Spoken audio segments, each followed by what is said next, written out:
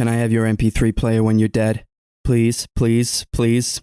Welcome to the Sunday Movie Marathon. It's episode 127. I'm Max. I'm Chris. I'm Darcy. It feels like it's been a while. Has it been a while? Has it been like longer than usual? I feel like it has. Yeah, it has. I feel like it has. Okay. Yeah, because Darcy was away, so we had to skip a week. She just keeps going away. Well, she as long as she someone's just giving don't you out of stay. time, whatever. Keeps going away. She's You're just not never going to here. be here next time.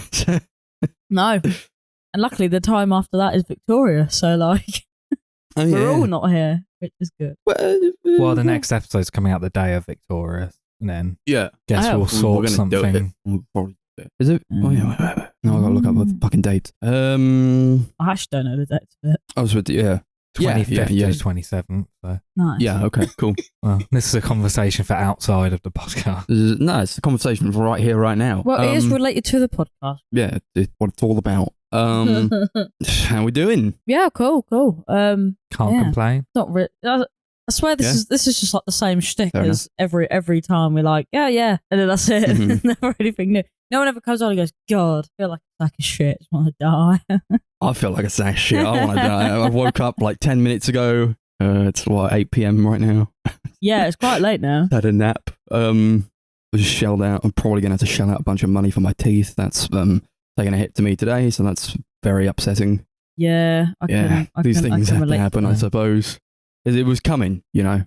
I've never had to pay all that much for teeth. No, but it's I like- think now it's caught up to me. What was for that some year reason.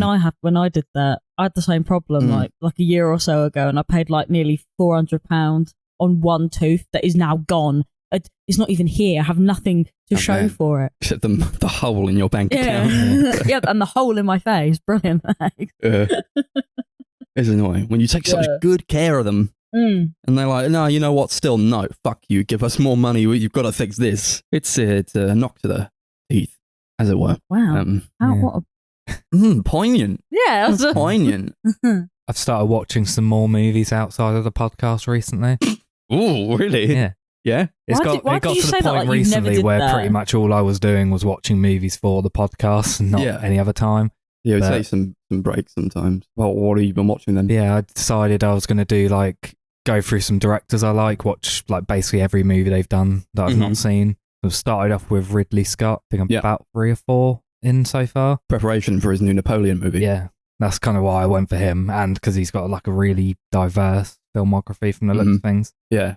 And that movie's going to be lit. Yeah, I can't wait for that. That's going to be one of the ones of the year. We should hope. Yeah, Not that his last one got any sort of acclaim or anything, really. And what was that? House of Gucci. So the one before that, The Last Duel. Oh, what a movie! Well, I swear The Last Duel was was it the same year? Yeah, same year. Oh my god, Yeah. that felt like So- 17 million years ago now. Mm-hmm. That movie's fucking incredible. I actually saw it in CEX yesterday, didn't we? And I was like, oh, Oh, yeah. love that movie.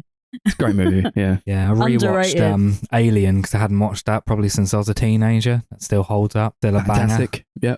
Yeah, that was a fun one. That's like the I actually only had great a lot one of I've them. watched so far. Is that the Yeah. second? That is the first one, no? First one. That was this. Yeah, that's the Alien. first movie. Or do you mean his first movie or No, the first no, Alien? because Yeah, I the know. first Alien movie. Yeah. Yeah, it was his Mhm. second movie. His first movie, The Mhm. Duelist, was pretty great as well, and everything else has been shit so far. So it's going well. Well, it gets better. I can't believe you said. I hope We so. know it gets better. Yeah, you actually told me he made House of Gucci. Yeah. No, he Yeah, fucking didn't. My good God, man. Yeah. Well- The next movie I've got is called Black Rain, which sounds Right. Is he the one who interesting. did the Rainmaker? No, that was Francis Ford Coppola. What a movie! Oh. Ah. He did a Oh. sequel to The Silence of the Lambs, so I rewatched that in preparation as well. Is that good? Yeah. What Silence the of the sequel? Or Yeah. no? Okay. But The Silence of the Lambs is awesome. Oh, Yeah, oh, it is. I thought you Um, said you were going to watch Silence of the Lambs then watch it. Unless you watched it and I just wasn't here when you did it. I haven't don't know. watched Hannibal yet, the Oh, right. sequel. I But thought I've you seen said it. you had. I've seen it before, Oh, okay. and it's not very good. Right, I'm with you. I was like, in the time that we watched it the other day. Yeah, I've seen The When Duelist, did you watch it? Alien, Legend, and Someone to Watch Over Me so far. Yeah. You're going to rewatch the ones you've already watched, like Blade Runner. Blade Runner and The Martian I'm not doing just because I've seen them quite recently, but Oh. everything else, Yeah. I'll rewatch. Oh yeah, I've got to watch The Martian again. I haven't seen that in years. Yeah. I haven't seen. I think it at only all. leaves like Gladiator, which I've not watched since I was like 10 or 11. Gladiator. Gladiator's awesome. Jesus, my dad loved that And also- movie. The other two Alien movies he did, Prometheus and Alien Covenant, Yeah. which should be interesting because I don't remember liking either of I them. was gonna say, aren't they the ones that people kind of think it? I was trying to blow a raspberry there, but it didn't Yeah. quite Yeah, land. I think the consensus is the Alien Covenant sucked dog. And Prometheus had a lot of promise, but it didn't really execute it very well. pretty much. Yeah, I only saw that. I saw that in the Shame. cinema, Prometheus, but I don't really remember it. I might have to do a rewatch of that sometime, and all those other Alien ones as well.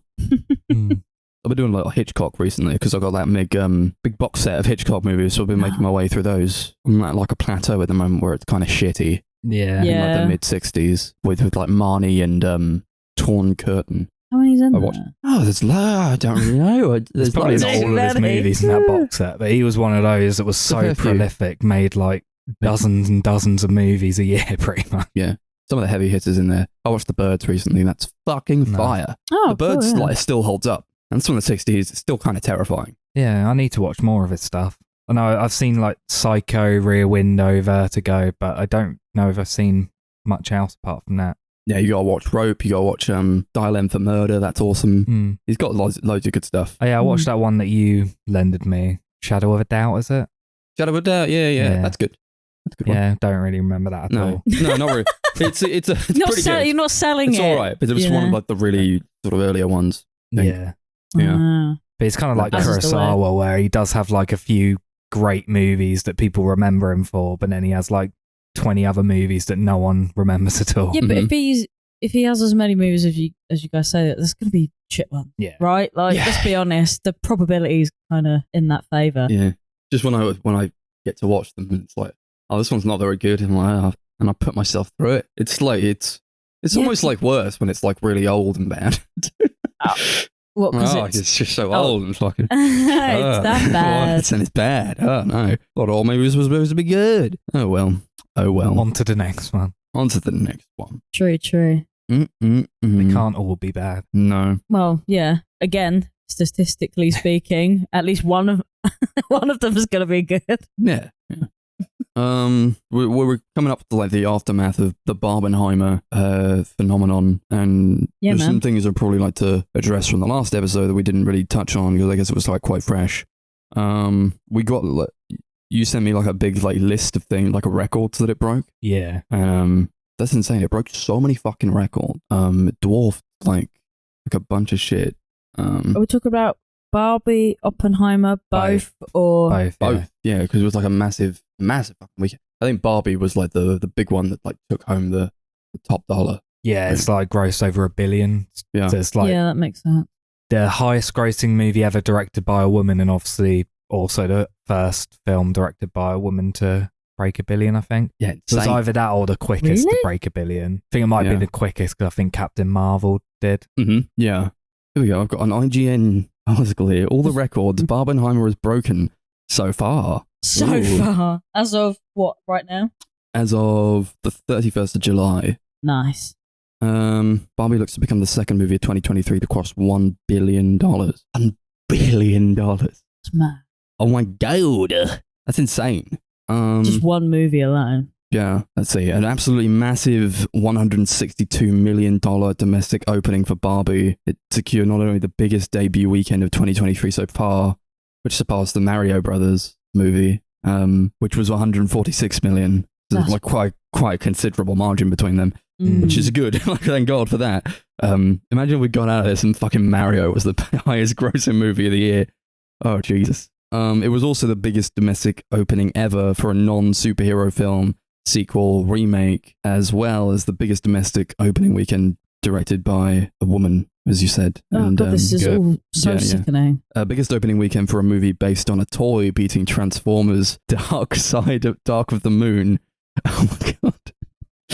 Was that big? I guess those Transformers ones are quite big. Yeah, they're huge. They're huge. Still people go to see them. The one that came out this year was a huge box office It was- smash. There was one this year. There was one this year.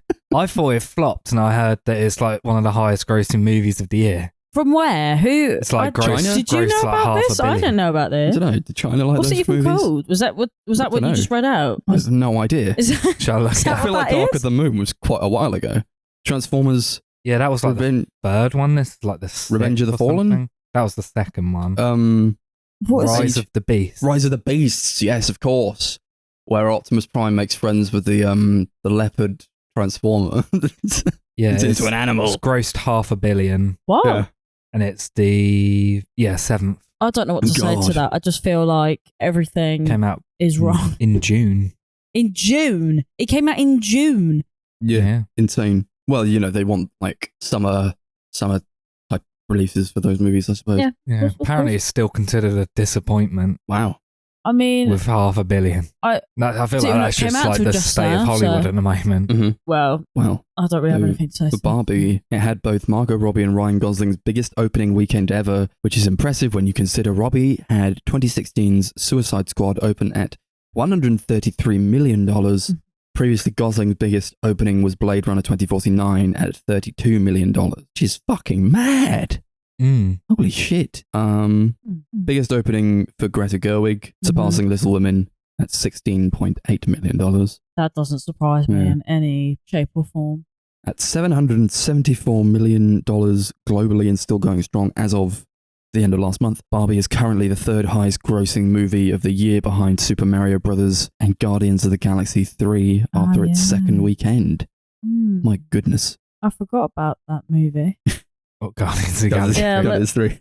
It's one of those things though where just hearing Max go, a movie that wasn't a superhero sequel, remake, reboot. That's all, yeah. I mean, if It's you're like, making fuck. something that's not that, you're swinging, really. It's just madness that is pretty much that's what it's determined on. This is all the public care about is superhero movies. Pretty much, yeah. And They- Barbie. yeah. They love Barbie. Love a bit Barbie. They put Guardians 3 like straight onto Disney Plus as well. That went I straight on know. there. I think Yeah, it's out already on there. I Comes was out on Blu-ray and 4K and stuff in October. mad. I was literally just looking through That is Disney mad. Plus then. It's a big spread. Yeah.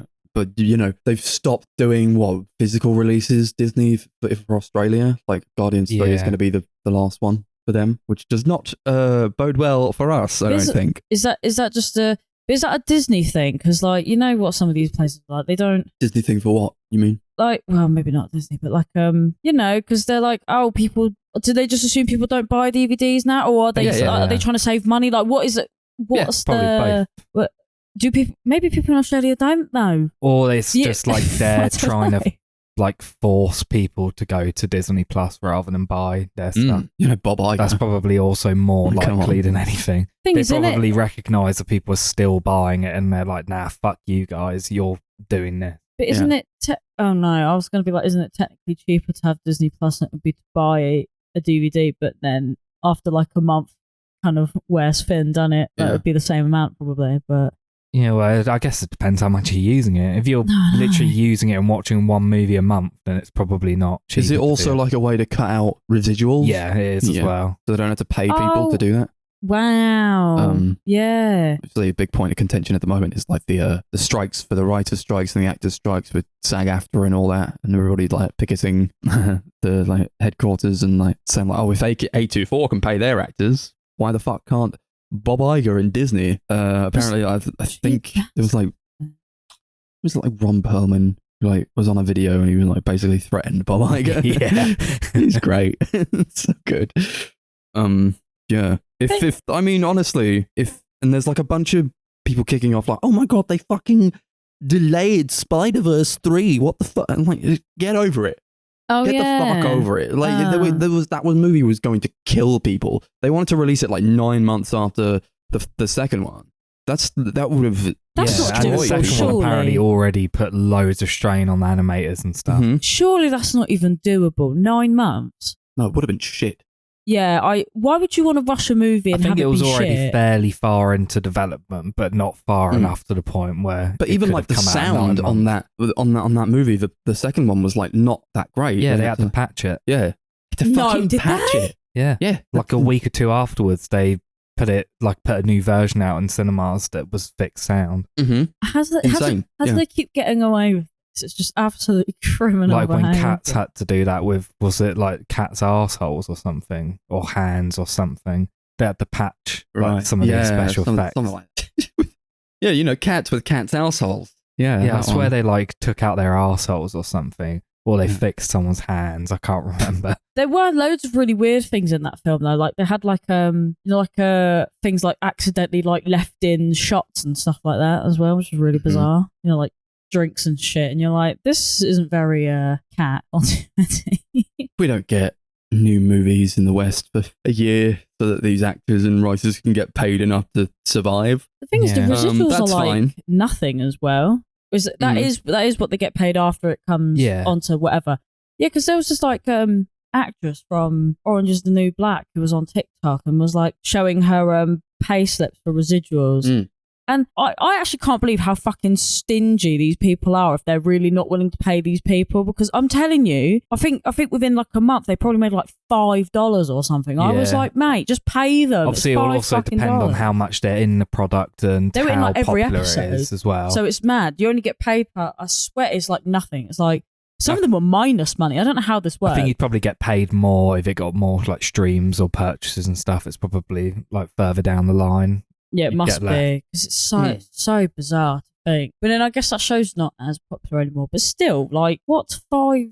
That'd be like the equivalent of what, me streaming it or something? Like, surely you get paid more. Or is it like Spotify where you only get paid per like 6 times someone watches something? Like, I don't know. I just don't understand how it works. It just doesn't seem. It doesn't seem I've like. Not really looked into fair. it, so I don't really know how it works. It really just doesn't seem like a fair scheme, especially if people like, I don't know, going on strike to get paid like $5, and then there is something really fucking wrong, like really. Either way, wrong. they should pay their actors. Oh yeah, they should fucking pay your actors and your writers and your VFX artists. Yeah, everyone, just fucking pay everyone a fair goddamn wage. Goddamn it! I'd much rather wait for something to have like proper time and money spent on it, and the right people be paid. Especially when fucking CEOs are getting paid 400 times the amount that their lowest paid worker gets paid. Fuck you. Yeah, what they even do, they just sit on their ass and go, yes, we'll have that thing happen. These people are not even like creatives who have all this money. Yeah, they literally, what are they doing people with hoarding it? Fucking money. And then they're crying like, oh no. And Bob Iger's there like, we're just going to wait him out. Just going to fucking wait him out. Bob Iger could probably give every single member of his staff like a huge pay rise and still be a multi-millionaire. So who is he to? He's the CEO of Disney. Yeah, the big man. Wow. Wow. Well, I'll say it before and I'll say it again. See, this is why when you grow up and you love Disney, you live long enough to love what you hate what you love. I found out recently that, I mean, on the last episode we said that Oppenheimer didn't really have VFX, but that's not true.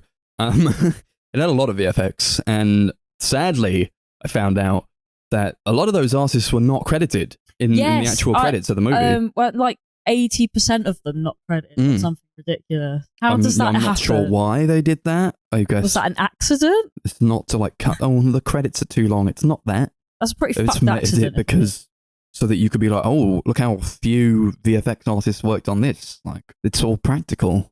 But did they not get any of their names to fit? They were like, oh, there's these guys that are working on this film. Yeah, probably so they didn't have to pay them enough. Yeah, maybe. Yeah.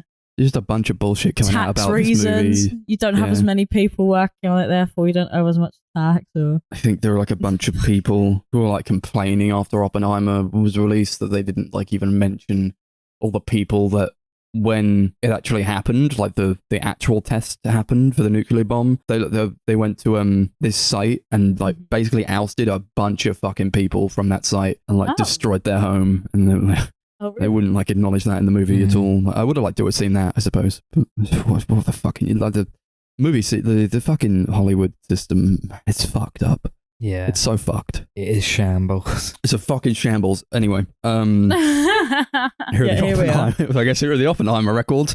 Similarly impressive, $82 million domestically. Oppenheimer at the biggest R rating opening of 2023 so far, would beat out John Wick Chapter 4 at $73 million. Again, a considerable. R-rated? Yeah. It's 15. There's boobs in it. Titties. R-rated was like, oh no, that's X, isn't it? Anything R's over... like R equivalent of like 15 and 18.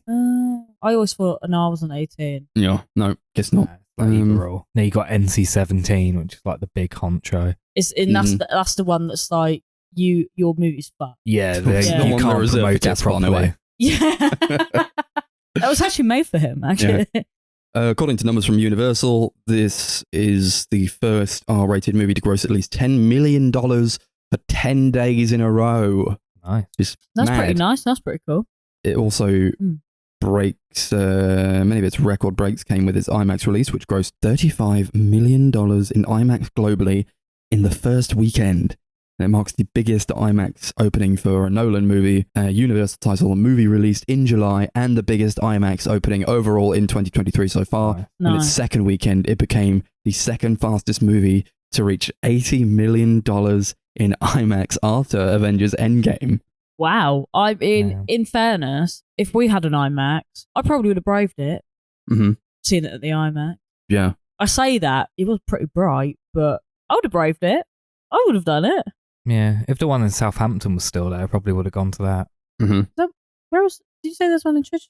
Yeah. Was that the one that has the big fucking tear down the middle of it? Not even worth going to. I heard it's not when a I very saw good one. Licorice Pizza, there was a big tear in the not screen. even and worth it was blurry. What is That is a the shame. point? Yeah. Yeah. I'm going to blast through these last three. When you combine $82 million that it opened to domestically with the $93 million it made from international territories, Oppenheimer had the biggest international opening for a biopic, surpassing Bohemian Rhapsody's $124 million. Also, at more than $400 million already as of the end of last month, it is the sixth highest grossing Nolan film in just its second weekend, and it will likely close in on number 5, Dunkirk, which had $512.4 million by the weekend just gone, and it has already surpassed the lifetime gross of Tenet, which is not that surprising, which was $365 million. No? And Batman Begins as well, $373 million. And it is also Nolan's best opening for a non-Batman movie. Nice. I mean, that doesn't surprise me. No. Actually, no, it kind of does. I would have thought Inception would be a bit bigger. But I don't know. I feel like Inception is one of the movies that like people probably found too confusing at the time. Was he like as huge of a name back in 2010? I thought Inception I thought Inception did that though. Yeah, I remember when Inception came out and the hype for that. Yeah, was I thought huge. that's the film that. Well, I thought that was the film that. Yeah, I saw it opening weekend. The cinema was completely packed. It was a huge screen as well. I mean, I only saw it like a year or two. It's got stats for Barbenheimer as a whole. Nice. As a whole. At 311 million stateside, Barbenheimer opening weekend was the biggest box office weekend for 2023 so far, which is not surprising. We went to the cinema the opening weekend, it was fucking packed. Yeah, was it Barbie that was sold out or Oppenheimer? One of them was completely sold out. Barbie and Oppenheimer's respective openings marked the first time ever two movies opened to more than 80 million in one weekend. Their openings marked the fourth biggest domestic weekend of all time. Fucking hell. Being behind only the opening weekends for Avengers Infinity War, Avengers Endgame, and Star Wars The Force Awakens, which is mad. That is pretty mad, actually, hearing that bit. Mad thing. Yeah, they're like big franchise movies that you expect to be huge, so that is crazy. I've heard like on its second weekend it broke records as well, because like usually on a film's second weekend it has like a gigantic drop, but apparently the drop like in sales was like basically nothing. Well, I guess people, if they did what we did and they were like, oh man, we've got to go to the Barbenheimer and blah blah blah, and then they get there and it's all sold out because fuckers like us got there first, of course they're going to go the week after, aren't they? They're going to be like, oh fuck, I've better wait a fucking week. I know people who are still going to see those movies. Yeah. Oh, actually, you just reminded me. One of my colleagues saw Barbie before I went away and then saw Oppenheimer when they came back. So I'm going to ask them when I go away again how it was. I went to my parents' house earlier and there was 2 tickets for Barbie on the table, so I'm assuming my brother went with his girlfriend. Nice. Yeah. I've got my tickets again for the number 6 showings. Oh, yeah. For a Barbie and Oppenheimer. See, I'm like, next month? Yes, I do. And then I'm like, no. Yeah, not sure about Barbie, but I am very tempted for Oppenheimer. I definitely would. I really like Barbie. It's just I wouldn't rush out to see it again. I mean, I still would. I have a lot of fun with that movie. Yeah, I'm happy to wait till it comes out in physical. Well, yeah, I mean, I could wait, but I mean, I just wish that. But whatever, it's okay, babies. We love you still. We love you. Do? Yeah, they're an independent cinema. Yeah, can't get like massive recliners like for you. I know. I don't even mind that. I just want like a teeny tiny cushion on the chair, like Just a little something. Just give me some cushions. Yeah, bring it with you. I know. I see people wrap themselves in blankets all the time. I didn't know you could bring stuff with you. I thought, but you know what cinemas are like. They're proper like assholes about stuff that you bring in with you. So no, not them. No, they're decent with it. Maybe I'll bring 5 cushions. I'll just lay the When I went to see The Godfather there was someone sat next to us with a big blanket and a glass of wine. That is how you do it. Yeah. It is. That reminds me of what's that cinema in Lou? Oh yeah, the one where we saw Uncut Gems. Yeah, and everyone was drinking wine. Like everyone was drinking wine. Yeah, but they were all like old people as well. Yeah, that screen was tiny. I actually really want to go back. Really yeah, cool. It was a really cool little cinema. It was like 2 rows. It's like an art house cinema outside of Brighton. Nice. And they showed Uncut Gems like a couple weeks before it went to Netflix. Yeah. Lovely. Yeah. Cool. Thanks, Barbenheimer. I saw like an article where people were like, they were like dissing Margot Robbie for like, oh, we get it. You don't have to speak in an Australian accent. We get you're a good actor. Let's not do this again. How annoying was that? And everyone's like, what do you mean don't speak in an That's her accent. Yeah, she's Australian. Because everyone was like, oh, why is she talking in her like... She's just showing off now. Yeah, they thought she was American or something. They were like, oh, why is she talking in American anymore? And everyone's like, because she's not fucking American. Why is she not speaking fucking American anymore, huh? Speaking of Margot Robbie, I watched that film I, Tonya a week or 2 ago. Oh, did you? Really enjoyed that. She was so good in it. She's great, yeah. Great fucking movie. Yeah. Craig Gillespie. One of the guys. One of the ones. I forgot he directed it till the credits came out. Yeah. He's a mad one. I've only seen about 4 seconds of that movie. It's worth a watch. You would like it, I think. That's what my mum said, because I walked in on my mum watching it, and then she was like, oh, you'd probably like this movie. And then I went out and I never saw any of it ever again. Mm-hmm. Saw a video. I saw a video where Margot Robbie was in an interview, and then they showed her video clips of "Bullet for My Valentine" and Corey Taylor asking her to come to gigs. Like, yeah, nice. Oh, and she loved. She was like, yes. Yeah, H showed me these, and they were and all the videos were like, oh, Margot, tell us when you're coming back on tour or something. Yeah. Come see us. She's like fucking losing her. I think I would as well. Yeah, she's a huge Paramore fan. Yeah, said After Laughter's like her favourite album or something. Got taste. Got taste. Good album. Talking about good albums, we all saw some new movies recently. Who wants to talk about the movie first that they saw? You guys want to talk about the TMNT? Do you know what, it may as well, because it's going to be a very brief... Just briefly? Very brief discussion. Teenage Mutant Ninja Turtles, Mutant Mayhem. Woo! Directed by Jeff Rowe. Debut for him. He co-directed that Mitchell's versus the Machines. Oh yeah, I wasn't big on that one. Yeah, it's a Nickelodeon movie. I've not seen one of them in a long time. Oh, they've been out of the game. Yeah. Yeah. Do you know what? When you see that card come up, you go, oh shit! About to watch School of Rock. I was like, nostalgia. Hello. It's kind of like an origin story for Teenage Mutant Ninja Turtles. It's like the same thing, but kind of modernized. Yeah. I liked how really creative animation, I think. I like the animation a lot, actually. It kind of goes for like the same sort of style of like Spider-Verse, where it's like it's 3D, but it kind of has like a 2D aesthetic.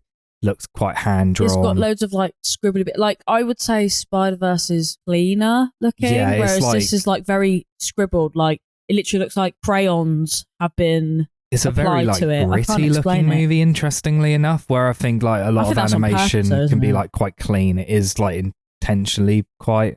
Yeah, it looks like, I don't even know. Yeah, like if you were to like, you know when you would colour something with like crayon and you miss a couple of patches, or like not everything is smooth, it's all like kind of chalky looking. It looks a bit like that, but it's still really, really cool.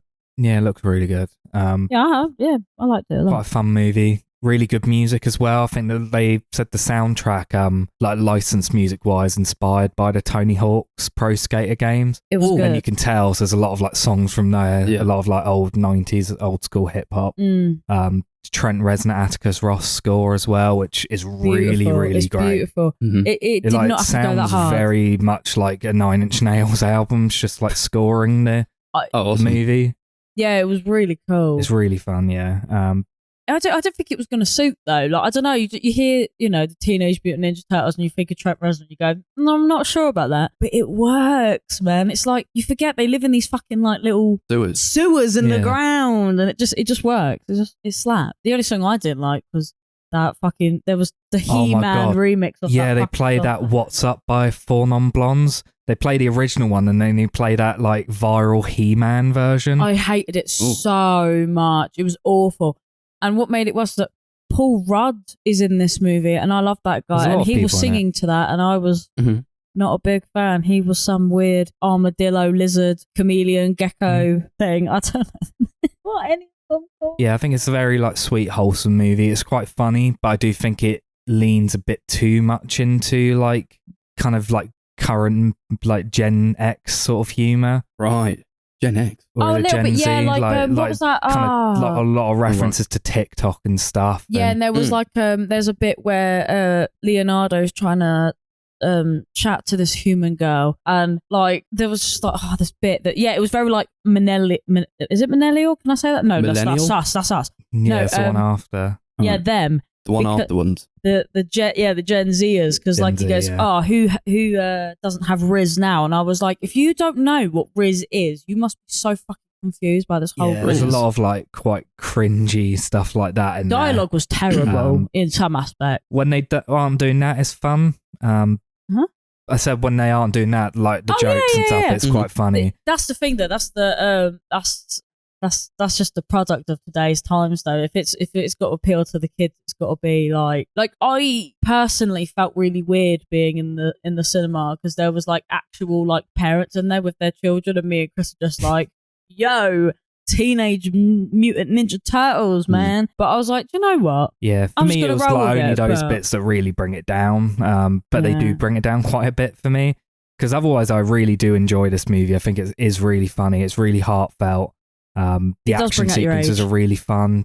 Animation, like I said, is really good. But I do think it panders a little bit too much to that sort of like early teen modern age. Well, I definitely think it wasn't a film that had us in mind. You know, like I think it could have been because obviously, like, well, not me myself, but like someone like you or Max, maybe, I don't know, could have watched it growing up and been like, oh man, the Teenage Mutant Ninja Turtles, that could be quite fun to see.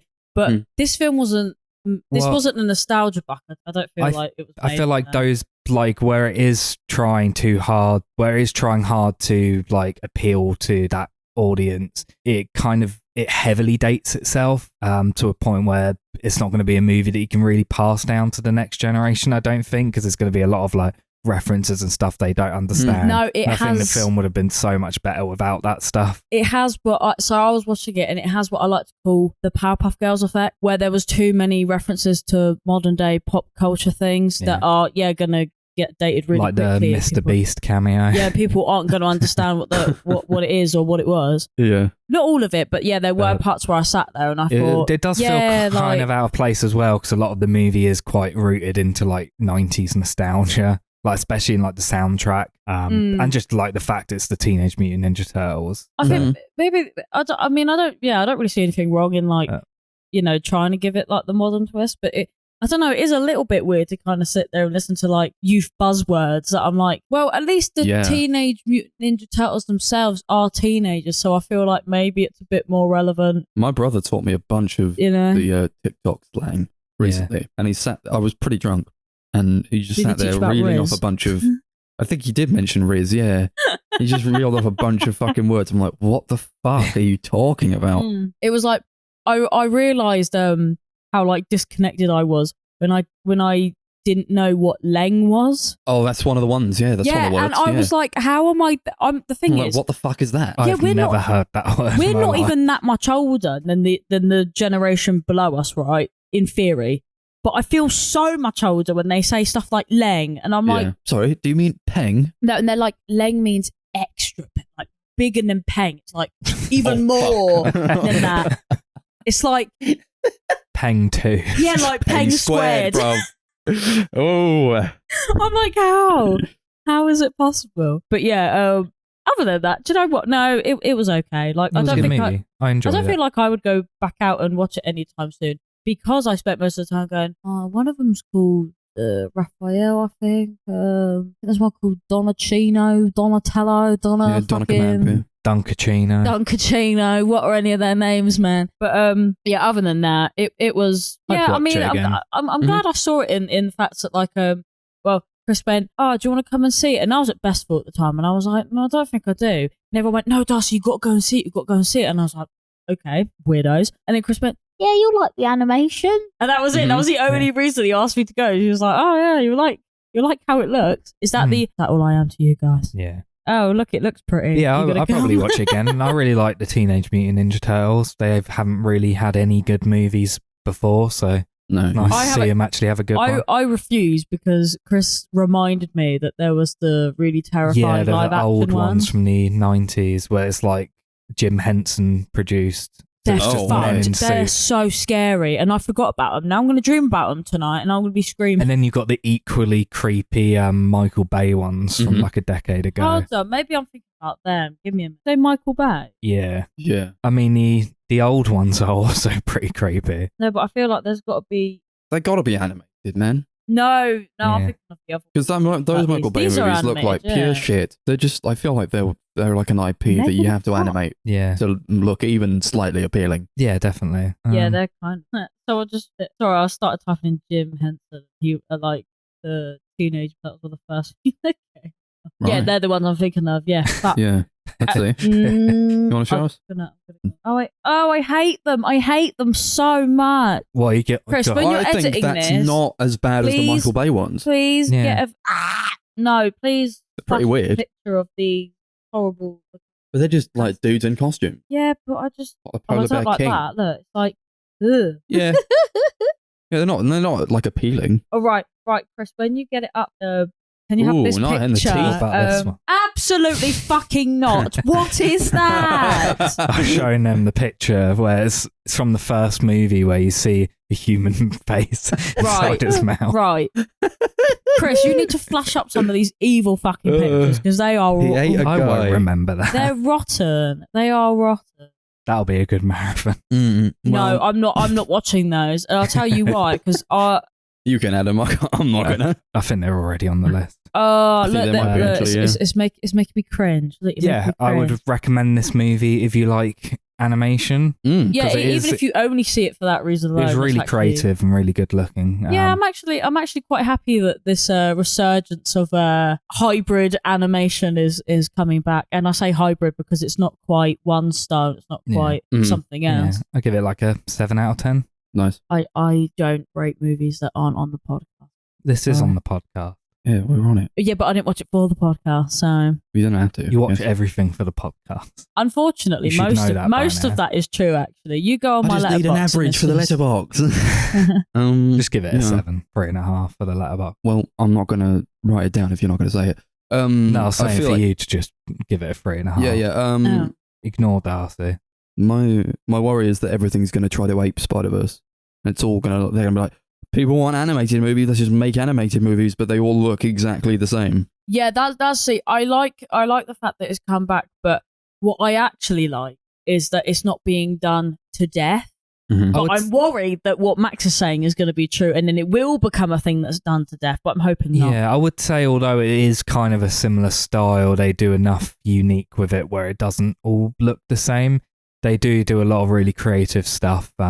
There's like a few different blendings of styles. Yeah, it just has like the same sort of format where it's like partially 3D looking, but then they've got like the kind of like traditional elements in it. But this one, I actually like the way that they do it in this because I do like the whole like, I don't really like my animation clean. I like it when it looks like partially shit. I'm not saying it looked like shit, but it just had that sort of like edge to it that I kind of like as opposed to... Yeah, it could kind of like be like a child's drawing in a way. Like it is like kind of like... The side of their vehicle had pizza written on it, but it looked like it was written in like the world's shittest crayon, and I was like, wow. It was beautiful. It was great. Lovely.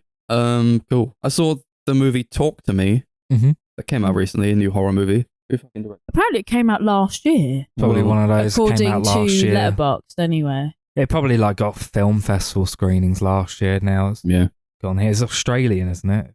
Yeah. Australian movie from this year. Michael Philippou and Danny Philippou, who I believe are brothers. This is a horror movie. It's like it's got quite a good hook. Like there's like they go to a party.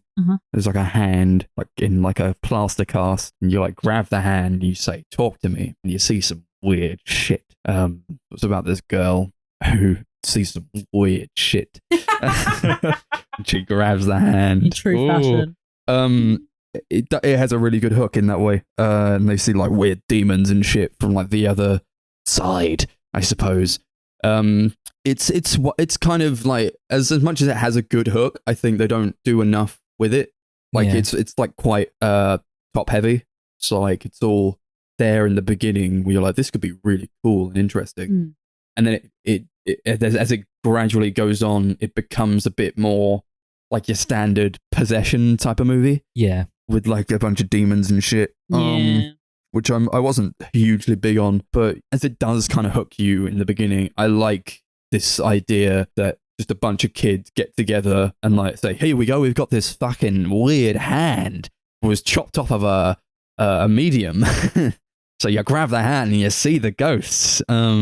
And all that, like they go to the party and they film, like, go on, grab the hand, and they film them on their phones, and they're like, and it's only like the person who's holding the hand that can see the ghost. And like, oh, this is fucking weird, man, whoa. And I think like that's so, like, it does a very good job of being like, here's what would happen if like a bunch of teenagers got a hold of something this crazy in this like modern day. And probably we would all like film it and shit like that. Yeah. I liked all of that stuff.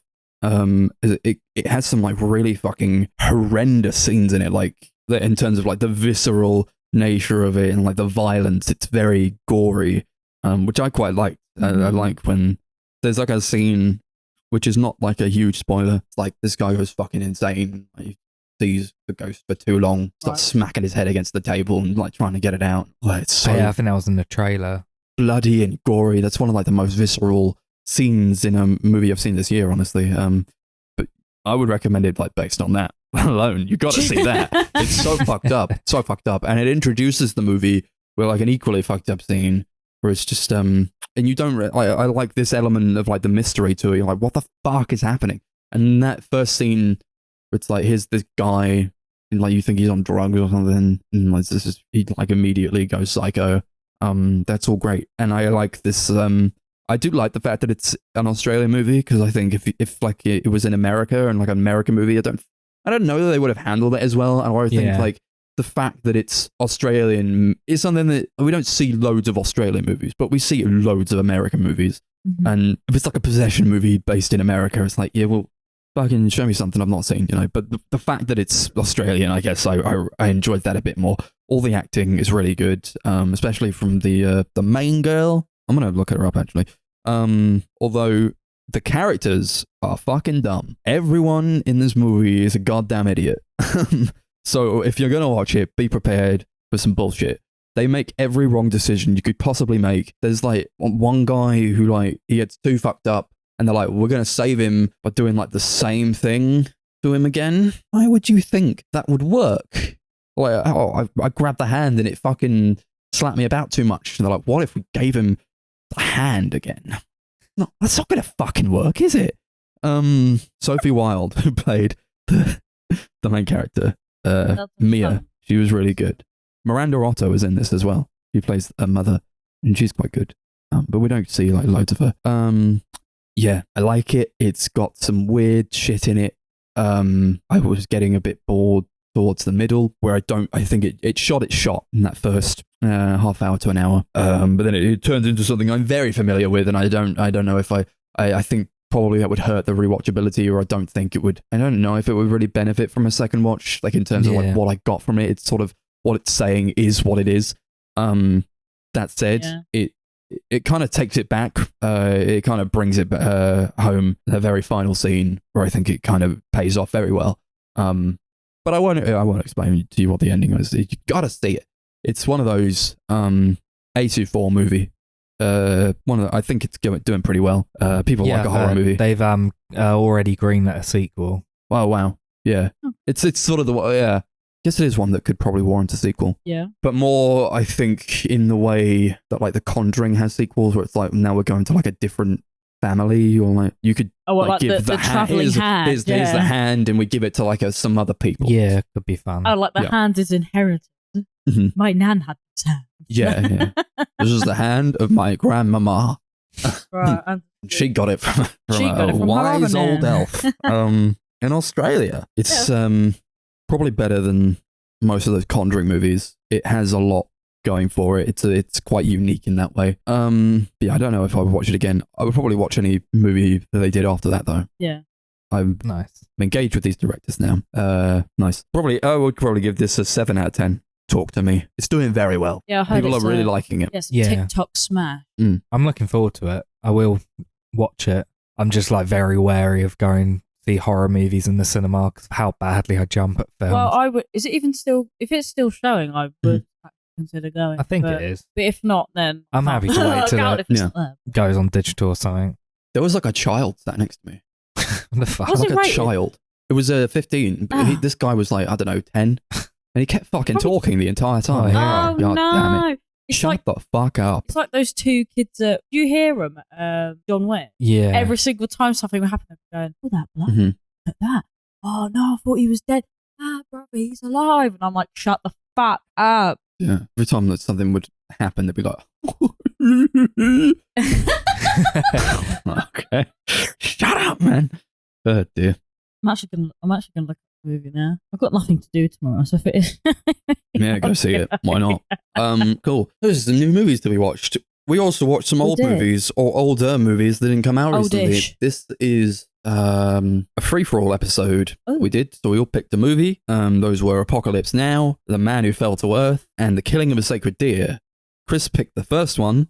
So why don't you tell us a little bit about Apocalypse Now? Yeah, so I picked Apocalypse Now, directed by Francis Ford Coppola, one of the greats. We've never talked about any of his movies, so crime. This is a good place to start. Mm-hmm. It's a movie from 1979. The film focuses on Captain Benjamin Willard, who is sent on a dangerous mission during the Vietnam War, a classified mission to essentially find this other officer, this colonel called Kurtz, who's basically gone insane and has got his own little personal army. So Willard has essentially been sent to kill him. Yes. Darcy's never seen this. You've seen this before? Seen it once. I think I watched the Redux, but we watched the final cut for this. Yeah. Right? Is there a difference? Yeah. So you got the original version, which I think is about 2.5. Right. The Redux is about 3.5 hours, and then the final cut's 3 hours. What the bloody hell's I didn't even know there was a So Redux. the Redux was basically Francis Ford Coppola wasn't happy with the original cut of the movie because there was a lot of stuff he cut out. So he did the Redux or redo or whatever it is, and he literally put in everything that you can possibly film. Oh, like the entire script is there, so it's so long. Oh, I thought people were very negative to that version. Yeah, I don't know. I thought the final cut would be what the Redux would be. The final cut came out 2019, I think. He basically just started from the ground up and recut the movie. Oh, okay. Mm-hmm. Yeah, the Blu-ray has a little introduction from him. It was, yeah. We put it on and saw it was 5 minutes. I skipped it. Oh, really? Oh, it's because he basically just said like, this is the final version of the movie. This is the one that I think is the superior version. And like back in the day, we had to cut it down because it wasn't so long and weird. But he thought that it was ahead of its time in that sense. That it was like a really weird kind of movie that people were not prepared to see about like the Vietnam War, which I suppose was. In 79 was like a big thing. Yeah, it was still quite recent. Yeah, quite fresh. I was just thinking, 79 is like no time forward. I also watched Hearts of Darkness. Yeah. For the first time. Yeah, I watched that when Darcy was away. Yeah. It's like a documentary about like the making of the movie, and it just goes into the trials and tribulations that they had to go through to get this movie made, and it's fucked, man. Yeah, Chris was telling me a bit about it. There's like they could have just died. I feel like everyone was under like so much stress and turmoil.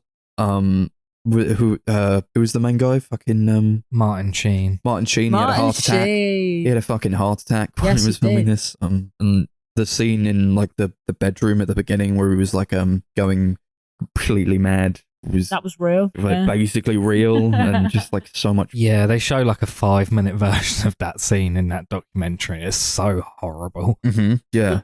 Like, oh, yeah. No, Martin is onto a mad. Oh, man. When I was watching that, I was like, for the movie, when I watched it, I was like, man, what a great scene. What an interesting scene.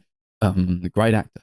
And then when I watched like the documentary, I was like, it's real. It's fucking real. It felt real, didn't it? It felt. He punches that mirror. He like cuts himself like really fucking badly. Yeah, there's blood everywhere. And then they're like, oh fuck, cut the scene.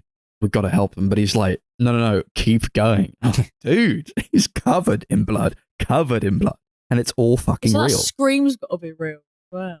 Mm-hmm. Like, just everything about it just feels. Yeah, he starts cursing out Francis Ford Coppola when, like, the making of as well. Could you blame him, like while doing that scene, he's just screaming at him behind the camera. Yeah, there's like so much bullshit there.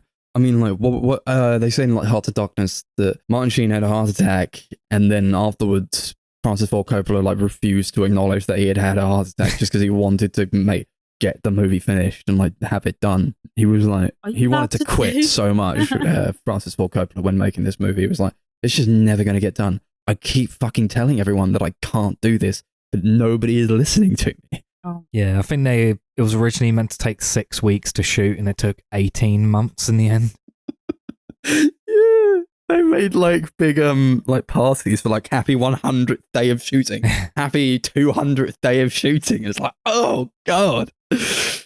Imagine, cool. Man. I'm not surprised everyone went fucking mad while making this. Cabin fever. Yeah. I think Francis Ford Coppola lost 100 pounds as well, like during the making of it.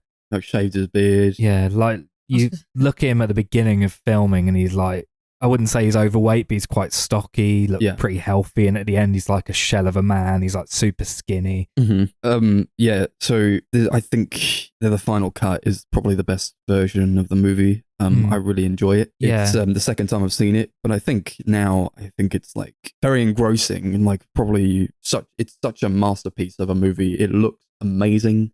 And I had such a fun time while watching it, even though it is like so exhausting. It is an exhausting watch. I don't know. No. Well, this is one of the rare times where the film finished and I said, that actually didn't feel like 3 hours. But I don't think it goes by quite at a brisk pace. Yeah. I'm never lamenting having to watch it because I think it's so much fun. But like, I mean, there was a small dip, but I blame Chris paused. It's like, why are you paused? I haven't seen this. I need to, like, once you paused it, that gives me the incentive to just switch off. You don't pause it. You just keep fucking going. Because they keep going. That said, I also did pause it. But that was unavoidable. I mean, it's a 3-hour movie. I had to make dinner. Sorry. But I was always like, yeah, let's keep going. I was never taken out of it, really. It maybe even needed like a break. Woo! Okay. Yeah, it's a pretty heavy movie. So. Yeah. Yeah. Maybe I just wasn't feeling the heaviness to it this time around. For once, I watch a movie that's like, I mean, let's be honest, yeah, it is a heavy movie, but I didn't really feel it. You know, I didn't feel it. I'm not the biggest on war movies. I mean, they are. That's like war usually movies, they're kind of like an excuse to show just like either American patriotism or just people getting killed and like guns, and like the bulk of it is just like, look at these people shooting guns and this getting covered in mud. Yeah, very masculine, isn't it? Yeah, so whenever it's like, I like an anti-war movie, but it has to be like really, really good. Otherwise, like, what's the fucking point of watching a movie where it's like you're subjected to like just this crazy, arduous journey, and like it was only kind of good. Like, this one is at least right? This one's a fucking masterpiece. Yeah. It's I love like the commentary on the Vietnam War, how like everyone who was there kind of didn't really know what the fuck they were doing. They were there for no real reason, and all like this, like just they go to different places. Every place they go to, they find more American soldiers, and they're just sort of running around killing people. I don't know. It's fucked up. There's the big scene, like the beach scene, where they go guns blazing and shoot up that village. That was very upsetting to me because I felt like, although like the Vietnamese, they had their guns, I don't think they were like waging war. They were just like sort of, well, they're gonna come, so we have to defend ourselves. Yeah, and all that was so horrendous to watch. It cuts to like during that scene where you first see them like flying and like the Valkyrie song playing. It just cuts to like this quiet little village of like these people just living their life before Kids getting in attacked. School. Yeah, because they're just like, what are these Americans doing? They're bastardizing everything we've ever worked for. I think a big point about like the Vietnam War in retrospect was just this idea that the American government had like failed its people. Yeah. So that's like a big commentary on that. I think they're all chatting about like how shit like parties are, right? Like, oh, why?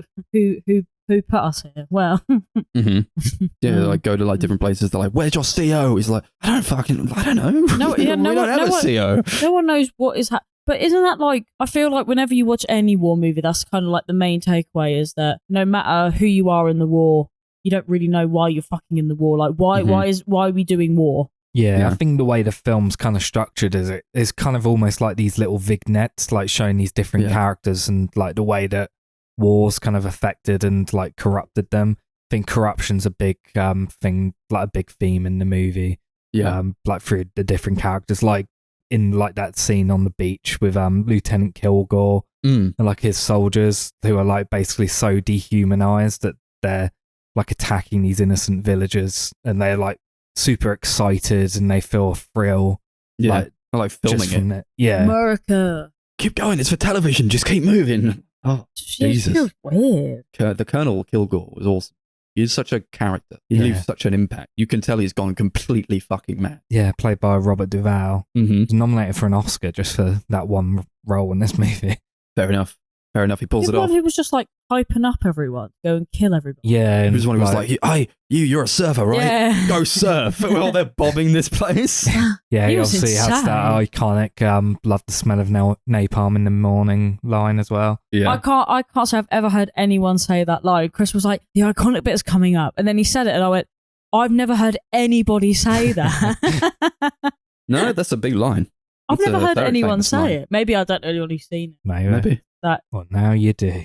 Sure, I'll be texting my family group chat later going, "Seen this movie?" And my mum will be like, "Don't know, is it 3 hours and really boring like that Timothy Chalamet movie?" Ha ha ha. No, not. Yeah, I just thought it was quite funny that Chris was like, "Oh my god, the iconic thing lost on me, brother." There's like a big overarching thing where like they're going to kill Colonel Kurtz because he's gone insane and he's waging a war on his own terms. You gotta go kill him.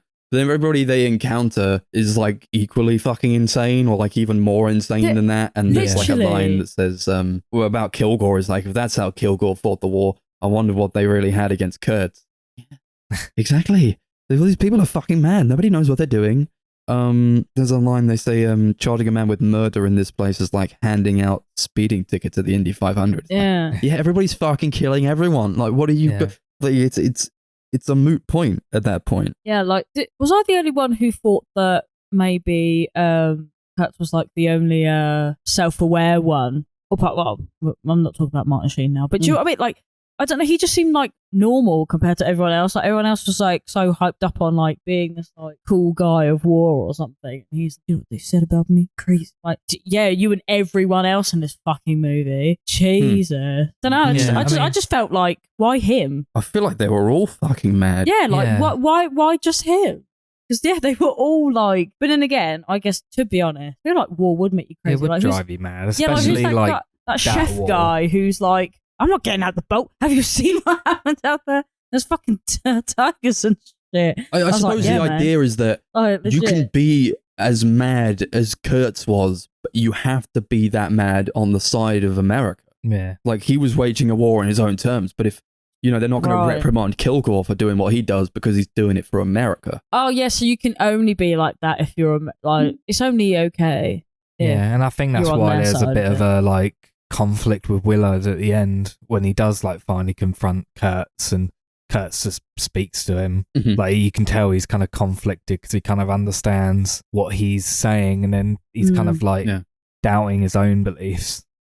I actually kind of thought it was like, I don't know, it was one of those points in the movie where it was like really calm but kind of creepy, and I was kind of like, it's great. They like enter a new realm. I felt like that was like a massive turning point for Willard's character, where he like something flipped in him, where he like got onto this tribe, where something like flipped in him. He was like, well, maybe it was like a sort of death in of himself, or like a unconscious sort of death, where he meets Marlon Brando, who just fucking shows up. Oh, look, it's Marlon Brando. Yeah. What a great fucking reveal as well.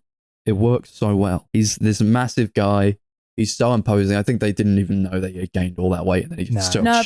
Yeah, that's what Chris said. He just showed up, and he was bald and overweight, and they were like, just "What?" Like this tall, really skinny guy.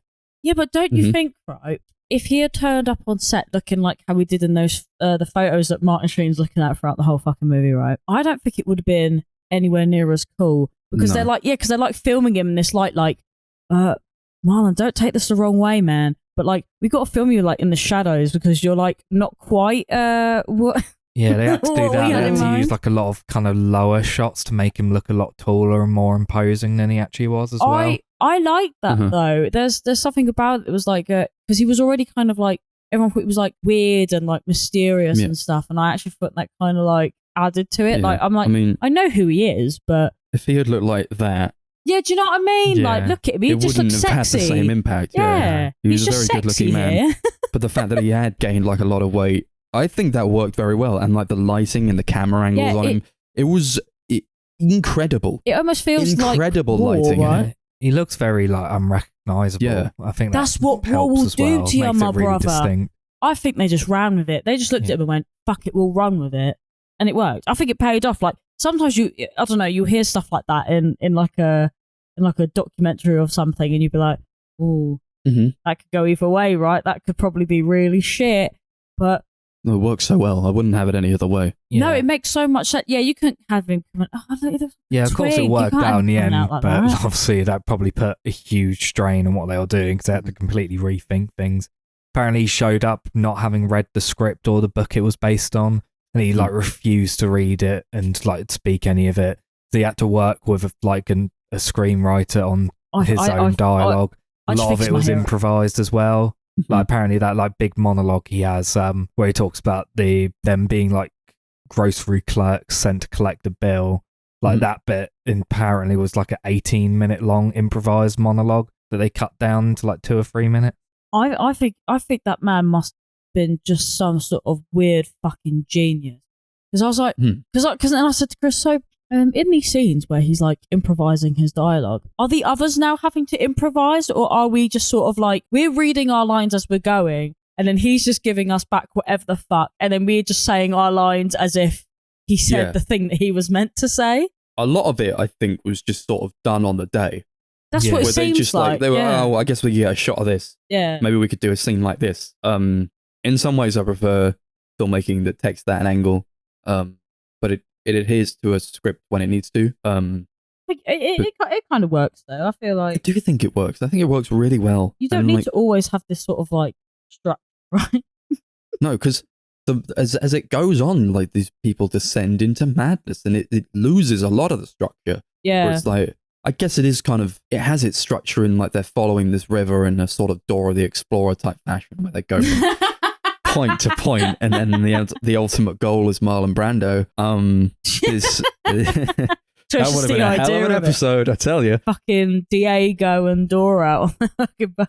I love Brando's line, are my methods unsound? And then Willard says, I don't see any method at all, sir. I'm like, yeah, they just went there and they just killed people and fucking they did it to dominate, and like America, well done. Yeah. It's crazy. It's like it gets like the chaotic insanity that must have been present in that war so down to a T. And I think like just you can see that the characters are going mad as the production team is going mad.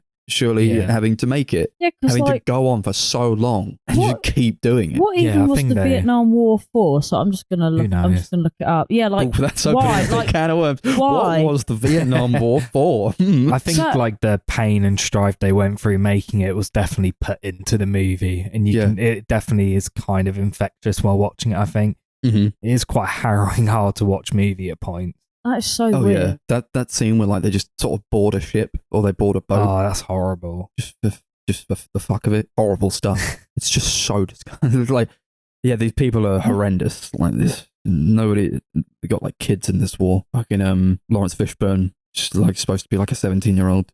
Yeah, and I guess there were a lot of kids in that war. It's fucked up. He lied about his age to get the role as well. Oh, really? Yeah. Wow.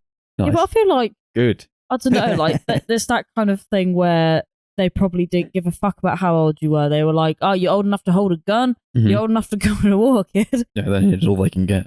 And it does sound like bullshit. I've literally just Googled it, and it's like So it was bullshit. So basically, Vietnam was split into two. You know, like how you get South Korea and North Korea. Vietnam was split in two, and then South Vietnam were like, no, we don't want to become a communism under one state. So then America were like, yeah, fuck it, let's go help South Vietnam and kill all of North Vietnam. And that's basically it. And for some weird reason, world and below, apparently it didn't work. Yeah. Why? America Why lost. Is that not a surprise? Yeah, so everyone lost that. Yeah, the war was for nothing, but it was just for fucking nothing. I think they just like fighting for the sake of fighting. I think that's why it's like even still such a controversial point in history. It's so stupid. It was kind of for nothing. We were fighting, or they were fighting a war that wasn't theirs to fight. Mm-hmm. It was literally for nothing. So fucking weird. Yeah. And you can kind of feel that confusion throughout. I think a lot of the characters that they meet are because even they really don't know confused. what they've gone for. Like there's that really horrible scene where they go to that bridge and they see all the other soldiers who are just like so like consumed by fear and confusion and terror and trauma. They're like trying to kill that one Vietnamese guy. I guess they couldn't see him. They kept like saying "fuck you, Americans." And they're like, "I'm gonna kill this one guy." Like, well, what? For what? For what? Yeah, for like, what? Why? Yeah. What's the point? Because he's saying "fuck you, America." Yeah. So what? So I love the line. what? Martin Sheen says, "This war was being fought by 4-star clowns who were going to give the whole circus away." Like, nobody fucking knew what they were doing. Nobody knew why they were out there. I feel like because it was such a like nothing war, right? Like, why even do it? I just feel like they probably just sent these Americans out and went, "You love America, please go and fight for us. Your country needs you." But they didn't tell them why. They were just like, "You're just going to go out and kill a bunch of people that aren't American to keep the peace." But then, if it wasn't for us, and we were not for us, we're not American. If they were fighting for America, but it had nothing to really do with America, were they just piggybacking on the idea? It was like South Vietnam got us, so we're going to go over there and like what was the point in losing all your men for? Like I don't actually understand why even bother. It just seems like a waste of time and effort and people, and it fucking sounds like it was. Oh, I'm getting a bit angry now. War just annoys me because for the most part it's just happens every time we talk about a fucking war movie. Yeah. I know.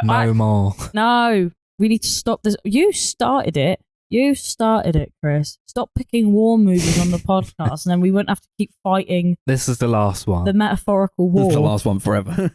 Except for maybe Full Metal Jacket at some point. There are no other notable war movies. We're done. This is the end. What's Full Metal Jacket for? Is that Vietnam as well? Oh, fuck off. A lot of fucking Vietnam movies, I tell you. To be fair. Well. I love, I do like Kilgore and like the scene where he's trying to get the guy to surf and he's like, come on, just go and surf. And then he actually gets like some guys out on the waves and then like bombs go off in the fucking waves next to them. And you know they're doing that for real. It's all fucking going off for real. Yeah, it's crazy. He must have been terrified.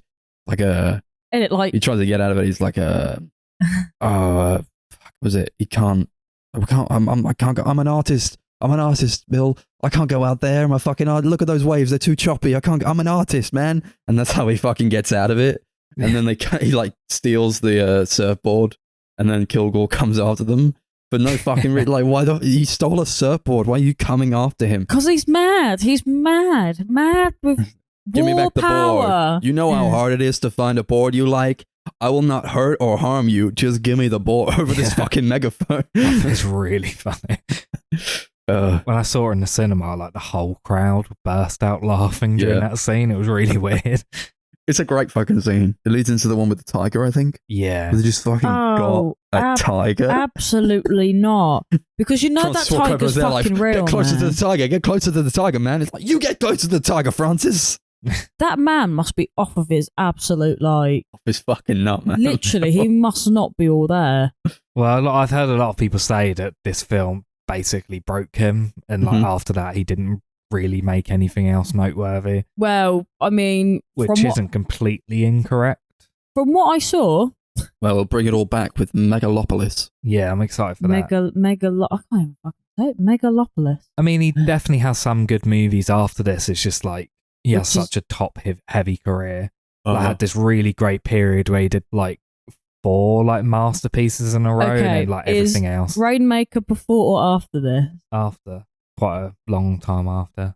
No, I would definitely say that the people are wrong because the Rainmaker is fucking great. Yeah, he did like the 2 Godfather movies, The Conversation and this, all of which are really great, and then after that it's not really done a lot. I mean, most directors do go through a sort of like golden hit, like a hit or miss sort of period. Oh yeah, maybe a golden age. I guess after you make like 3 huge, like grand epic scope movies, you're kind of probably not going to want to do that again. You've got to kind of leave him alone a little bit, especially when this one almost killed him. Yeah, like it was his own money that he was using to make this movie. Oh, all of it, or just like he went over budget by like 7 million, and that was all his money. He spent 7 million. Yeah, he like took out a second mortgage on his house. I think he had to sell his vinery as well. Mm-hmm. Oh no, not the vinery. No. That's when you know you got too much money. Oh, darling, I've got to sell the vinery to pay for Apocalypse It's fine. Now. He probably owns like 10 now. Yeah. No, which is fine because, like I said, sometimes the gamble pays off, right? But it's just the fact that you didn't say like he had to sell his car or like I don't know, like he had to get a second or third job. He's like, I had to sell. I don't mind that much though. Like he's a fucking madman. He wanted to make the movie like he's a pure artist. He just wanted to get this movie made at any goddamn cost. It was like his passion project. No, he was trying to make it since the 60s. Yeah, you know what? I'm not going to rag on anyone wanting to make their passion project. All 3 of us sitting here are the kind of mad lad sort of artists that truly respect and understand that when someone has a vision, they've got to fucking go and do the vision, right? So I mean, I'm not mad. I mean, I don't have 7 million spare to make the next Apocalypse Now, but you know what? That's all it takes to whip yourself down for a shell of a man. I respect it. I really do. Like to make your craft like that, big gamble, big gamble, fair fucking play. I say, damn. Completely stripped himself down. Like, he was like a no. Yeah, he was a no one. But even his like wife, who shot a lot of that documentary of After Darkness, she was saying like, like this is taking him to some fucking dark places that I've never seen him go to. It's like he's a shell. Yeah, you can tell. Yeah. Just look at him. Yeah, he kept threatening to kill himself. Apparently, who? He kept threatening to kill himself throughout making the movie. I think he does a couple of times in the documentary, to be fair. I don't honestly, when a film takes that long, as well, like it's just and then it took him 3 years to edit it after that. Yeah, and it still wasn't what he wanted. No, really. No, but you know what? He did in the end. I liked what he gave. If that's any consolation to you, my guy. Yeah. Probably about 30, 40 years too late on that one, but yeah, is he still alive? Yeah. Yeah, we had this conversation because he's got a new movie coming out. Oh my god! Megalopolis. Right. No, sorry, my bad. No, I did this yesterday when we were watching it because I said to Chris, so remember that guy that used to come and do all the talks and stuff? He said that he really wanted to work with him. He was talking to him in past tense, like he died, and I thought he was dead. Because like, no, I think it's just because he's not making movies anymore. No, this is like his Megalopolis is going to be his first film in like 12 years or something. Okay, it comes out this year, that is. I think that's what he was going on about. Yeah. I think the redo and the final cut have been quite controversial for a lot of people. I think a lot of people still prefer the theatrical. Mm-hmm. I've seen all 3 of them, and I definitely think this is the best one. So, if I was to ask, because obviously they've cut out like bits and bobs, are there any like scenes in particular that they cut out that I'd be like, whoa, why would they do that? Do you mean like, is there anything that has been added into this that wasn't in the original? Or? I guess so. Is that so? The whole like sequence on the plantation with the French people. That wasn't in the theatrical, and that's been like a really controversial point where a lot of people hate it. Though. I really didn't like it the first couple of times I watched it, but watching it this time, I think I understood it a little bit more. Yeah, I thought they were quite interesting. I always feel like there's always at least some sort of slight jab at the front. Yeah. I was very engaged in that though, because like it was more about like they were there because they lived there, and their plantation was there, and that's like. And he said, like, if they took my plantation away, if they took our house away, we would live in the ditch. If they took away our ditch, we would live in the jungle. We're here because we live here. Yeah. The French, and that's why we fight. You Americans are fighting for the biggest nothing in history. Like, yeah, at least they're there for a goddamn purpose. Do you know what? I feel like you can't. I feel like that kind of had to be kept in the movie, right? I mean, obviously not. I think a lot of people don't like it because it kind of brings the film to a bit of a halt. Because up until then, it is very like chaotic. And then like afterwards, it is. But I think it works well with it. What? Because there was a slight reprieve. No, don't give us reprieve. Anything but the fucking conversations. We just want action and. I mean, I'll say the redo is very, very like messy because there's a lot of like bits like that where it does just grind everything to a halt and it doesn't work. Whereas I think the final cut like structures it in a way where it makes a lot more sense. I only just found out about that Redux though, so it don't matter to me. In my mind, it didn't exist until 20 minutes ago. I think there's a couple bits taken out of the theatrical as well, like in the final cut. Sorry. Yeah. There's like one scene, there's like another USO scene where there's just basically these girls stripping on stage, and that's like the whole thing. No, but they took that out. That was a crazy scene. Boo. We're giving you these Playboy girls, these strippers, sort of. Yeah. And they just go fucking. Yeah. I mean, it's been so long since I've seen a woman. Oh my God, do you know what? It's really weird because normally I see things like that and I'm like, oh, that's kind of weird. But then I actually, you actually kind of think about it and I'm like, they might not have seen like a boob in like 4 years. I'm getting out of here. We're getting out of here. Girls, get back in the helicopter, and they fucking fly the helicopter away. Some of the army infantry, they're like hanging on to the helicopter. I don't know if they were like because they wanted the girls or because they wanted to get the fuck out of there. Well, a bit of both, I'd assume. It's a great scene. I think kind of hits it home. For you, they're like, okay, great. You had some sort of like fun for a bit, but you fucked it. Yeah, now go back to the war and kill people. Kill more Vietnamese people. I actually think the whole thing is just like so totally bizarre. Yeah, especially now that I actually understand. I felt like Forrest Gump was supposed to explain the Vietnam War to me, but it didn't. So fucking Forrest Gump didn't explain shit to me about the Vietnam War. God damn it. No, but that's where I first learned about the Vietnam War was from that movie. Yeah. Because you don't learn it here, really, do you? I don't think. I've never learned about it in school, as far as I'm aware. I don't think you shit in Yeah, school. they don't teach you anything. They teach you about World War II. Yeah, I think I learned about World War II and the first ever Olympic Games. Yeah. Sounds about what I've learned. Yeah. I think I learned of the Vietnam War from Call of Duty Black Ops, to be honest. This is what I mean. Like, we're not getting it from the... there we go. Call of Duty teaching us what the schools shall not. This is going to Gran Turismo himself or something. He's going to be like, I have to learn to fly a plane now. I love all the music as well. I think it fits with this like really mad, chaotic stuff that's happening. Like all these like electronic synthesizers that are going on. All being released. Show's original synthesizer score being released the first time. It says. Sorry. Yeah. I was going to say it's composed by Francis Ford Coppola and his dad Carmine. Yeah. That's sick. So his name's what? Carmine Coppola. No, I don't remember the music, to be totally honest, but I feel like that's it's really good. That's just a product of. I also not remembering that usage of the Doors song. The end, it's incredible. I remember such that. a fantastic usage. It's iconic. Yeah, I remember that. Truly iconic. Yeah. Like obviously the like final scene where he's like killing what's his name? Kurt? Yeah, Kurt. That scene like where it's playing that is probably some of like the best usage of licensed music in any movie, I think. Yeah. It's so great. It's so tense. Yeah. Send it. That is true. I felt like he became another guy. He was something else. I went through an entire like reevaluation in his mind. I love that shot. Obviously, it's an iconic shot. I feel the final poster of him coming out the water. Mate, that was like what I like to call piss off cool, because I was like typical. Been parodied to death. Yeah, I was like, what the fuck? Because obviously never having seen it before, but obviously I know what's going to happen. Like, yeah, it's like on every thing ever. It's basically one of it, but it doesn't prepare you for how fucking cool it actually is when really it happens. Cool, yeah. I was like, I thought I wouldn't be impressed because I thought, nah, I know what's going to happen. This man's going to come out of this thing. It's going to be fucking.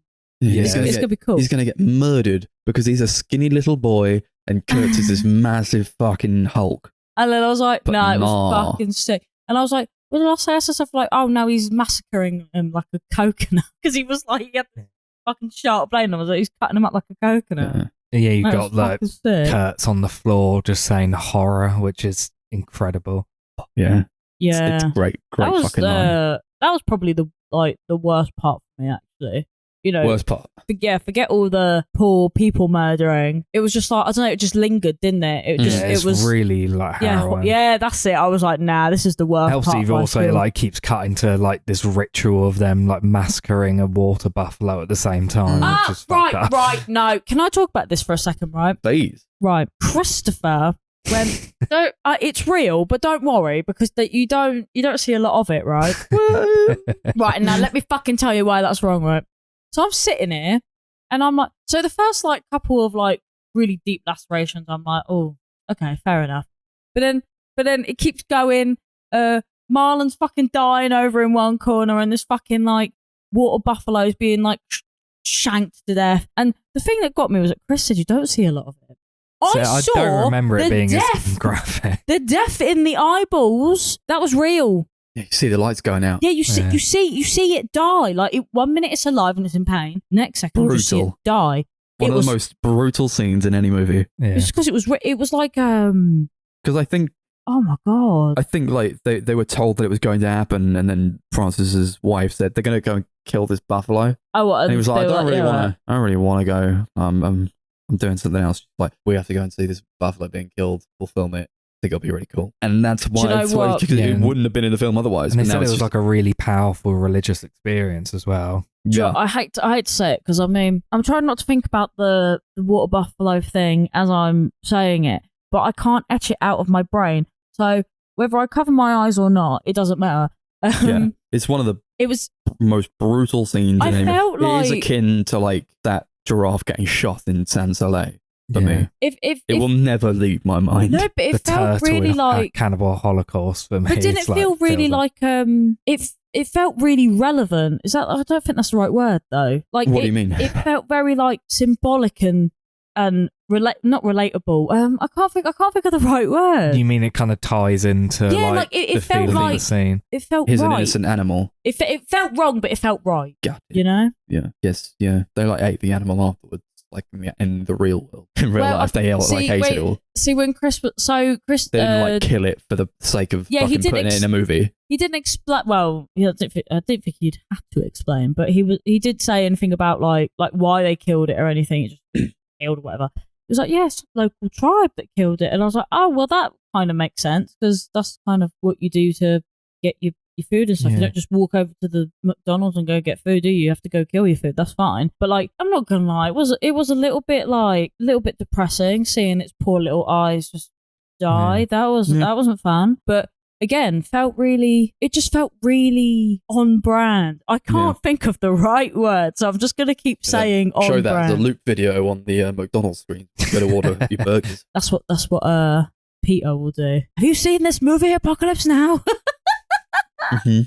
I mean, the difference being is that you can't go and say, oh, you shouldn't have killed that water buffalo to a tribe that are just trying to live.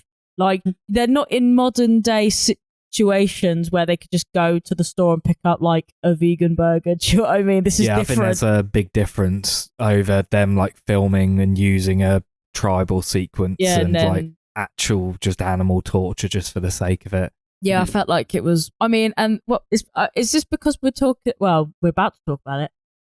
Vegan Alert. Vegan Alert. Gave this movie a 1.5 out of 5. Gave it a 1.5 out of 5 because of the. How? Yeah, her whole review was that it wasn't necessary and excuses were made and they're not justified. Well, the thing is, what were they going to do? Jump in and be like, "No, tribe, don't eat that food that you need to live, because us Westerners, we don't want to stand for that." And don't get me wrong. If I seen it happen, but I knew it was, I mean, I'll be honest, I'll probably just turn around and be like, I'm just not going to look. I just don't want to see it. I don't want to hear it crying as it dies. I mean, do you know what I mean? Like, there's a lot of things that I would do, but would I stop them? Probably. I guess there's always the argument that they didn't have to film it. I mean, they didn't have to film it. No, you're right. They really didn't. But I'll be honest. I don't know. It adds something. It does add something. It does. It actually does. Like, again, don't get me wrong, boys. It was horrible and I don't ever want to see it ever again. But it made sense. It's shocking and disturbing, but it ties into... But that's war, baby! That that's whole final war. sequence is shocking and disturbing, and I think it just ties into that. War, shocking, live with horror. Vietnam. Sucked. Vietnam sucks. Should we rate it? Yeah, sure. What should we rate it out of? The horror. No. Nice. Okay. God, these rating systems are becoming quite the something recently, aren't they?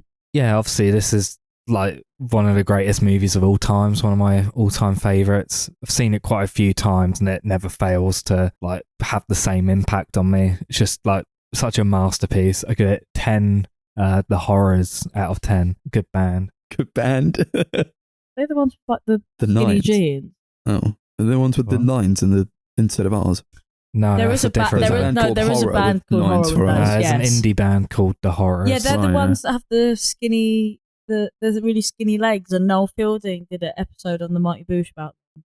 Maybe. Mm-hmm. I thought they were a newer band, but maybe not. Yeah, look that one up. I'm so sure. Love it. Glad to have watched it again. Love how much everybody's sweating all the time. Love all these like different landscapes they can show and all like the shots that fade over other shots and how psychedelic and meditative the movie is.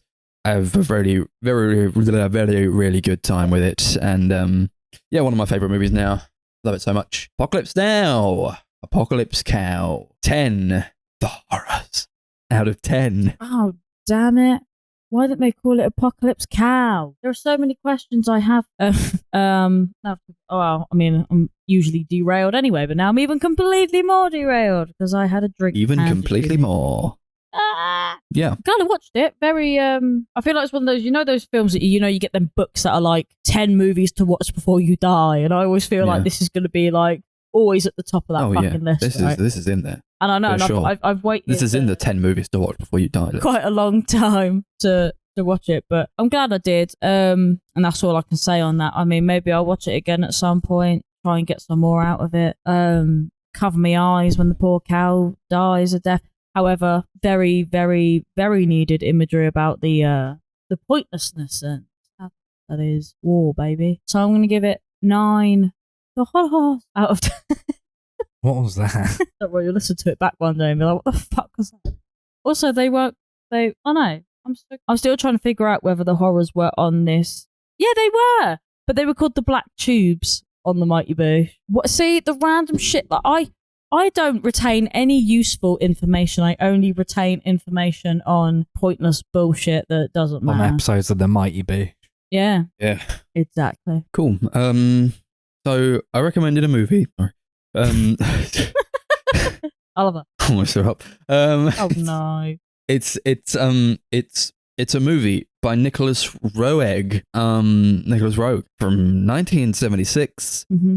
The Man Who Fell to Earth. This is a movie starring David Bowie, who is an alien, and he goes to Earth. He falls to Earth. He is the man who fell to Earth, and he poses as a human to save his dying planet. But a woman and greed of other men create complications. He fornicates with a lady. There's like this other plot sort of that intertwines with this guy. It's who's like doing some stuff. I don't know. It's a weird one. It's a Nicholas Roeg movie, so it's weird. I don't like Nicholas Roeg. But I wanted to watch this movie because I want to get into him. He's a weird fucking director. He makes weird movies, weird abstract movies that you really have to read into, but he's never made a movie that I'm like, I get it. Oh, fuck, I get it. This is one that's really great, actually. So I wanted to see if this one would do it for me. It didn't. It's okay. It's pretty good. I think it's just a bit much. It's like, it goes on for a fucking long time. It's like 2.5 hours long. I don't really know I kind of get what he's trying to say, or at least I have an interpretation of what he's trying to say, but none of it like felt fulfilling to me, which is the same sort of feeling I get with the movies that I've seen from him. It doesn't, I never go, good meal. Thank you, Nicholas. Has anyone ever said that? Yeah. It's usually like a big meal that you eat and you go, oh, I'm so full.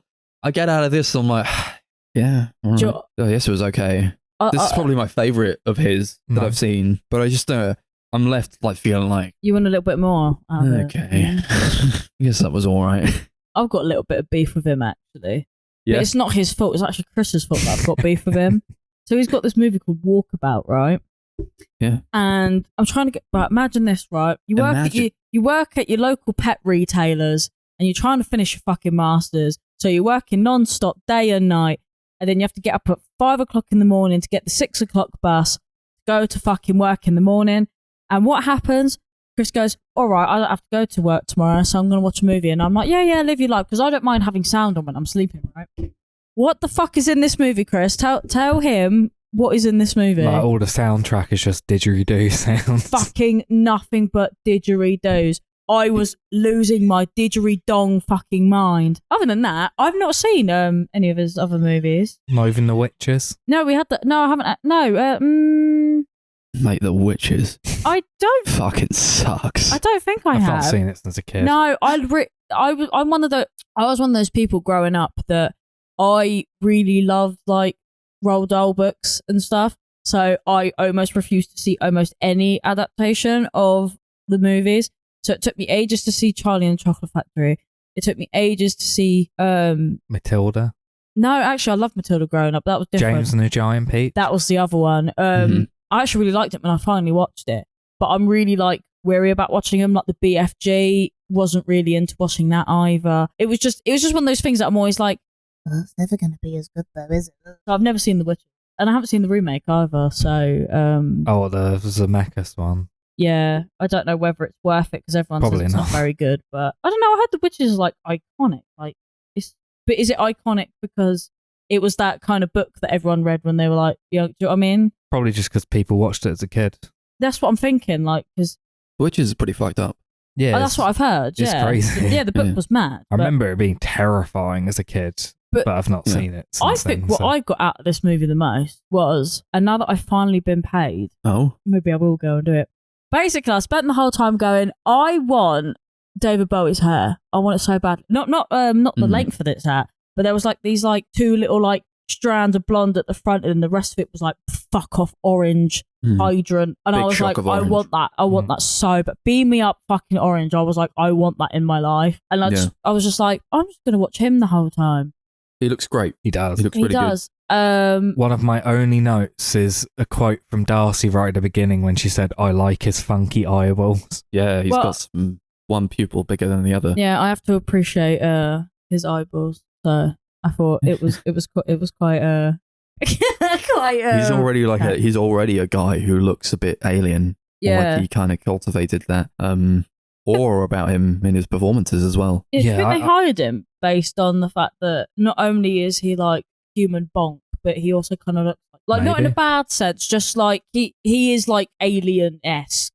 Nicholas Roeg seems to like working with rock stars. Oh, he did his film Performance, which got Mick Jagger in it. Yeah. Okay. So yeah, I think he just likes working with musicians. I think David Bowie is the perfect choice for this role because he was such a especially during this like kind of thin white Duke sort of era. He has this real sexy era, you mean? Suaveness to him, but he does still feel quite otherworldly, which I think he always kind of did. So I think he just kind of slips into this role. The thing is, I actually think he was really good in this movie because there were like actors and actresses in this movie that I just felt like some of the acting was like really like janky or like, you know, like line deliveries and stuff. I was like, oh, that sounds awful. Or like, that doesn't sound believable at all. But like, he was quite, I mean, I don't really doubt his like performance as an actor because I haven't really seen him in anything really, truth be told. No, you got to watch Labyrinth. I haven't seen Labyrinth, so this is what I mean. Like, I haven't seen him in a lot of things. So Darcy I'm like, would hate that though, because it's just nothing but creepy puppet. No, yeah. Are you telling me if I look it up right now? Creepy puppet. He was in The Prestige. That is true. Where he looks like a normal human man. Yeah, that's actually true. He was in the Twin Peaks movie. I just think like he was the best part of the movie for me in almost every aspect. This feels a bit Twin Peaksy with the way that people are like talking to each other and like this weird sort of airy vibe that's going throughout it. But like one scene leads into the next and they're like talking to each other and you're like, nobody fucking talks like that. Yeah, I feel like it was all very intentional. Yeah, for sure. Yeah. It wanted to feel a bit alien. So when you're like, and this guy, he's an alien. I'm like, I get you. Yeah, like he's definitely that. Yeah, it was kind of very guy. obvious, wasn't it? Yeah. They go to like this like a fucking house or somewhere for some reason, and it reminded me of like the place in Forbidden Planet where they go into for some reason, and it all felt a bit like off and like not. It didn't feel like they were on Earth. It felt like they were on some heightened weird place. And whenever they go to like separate whenever they go to like separate places, like now we're in this weird liminal space. Yeah. Which I don't even really mind. I actually quite like that about the movie. I think where it loses me is that I like thought maybe a half an hour in, I'm like, this movie it's not going to tell me what it's about, is it? Like, fucking, it just annoyed me. And like, no, I don't like really get. I get the plot of it. I just don't know why it needs to be as long as it is. Or like, I feel like it could have been like an hour and 50.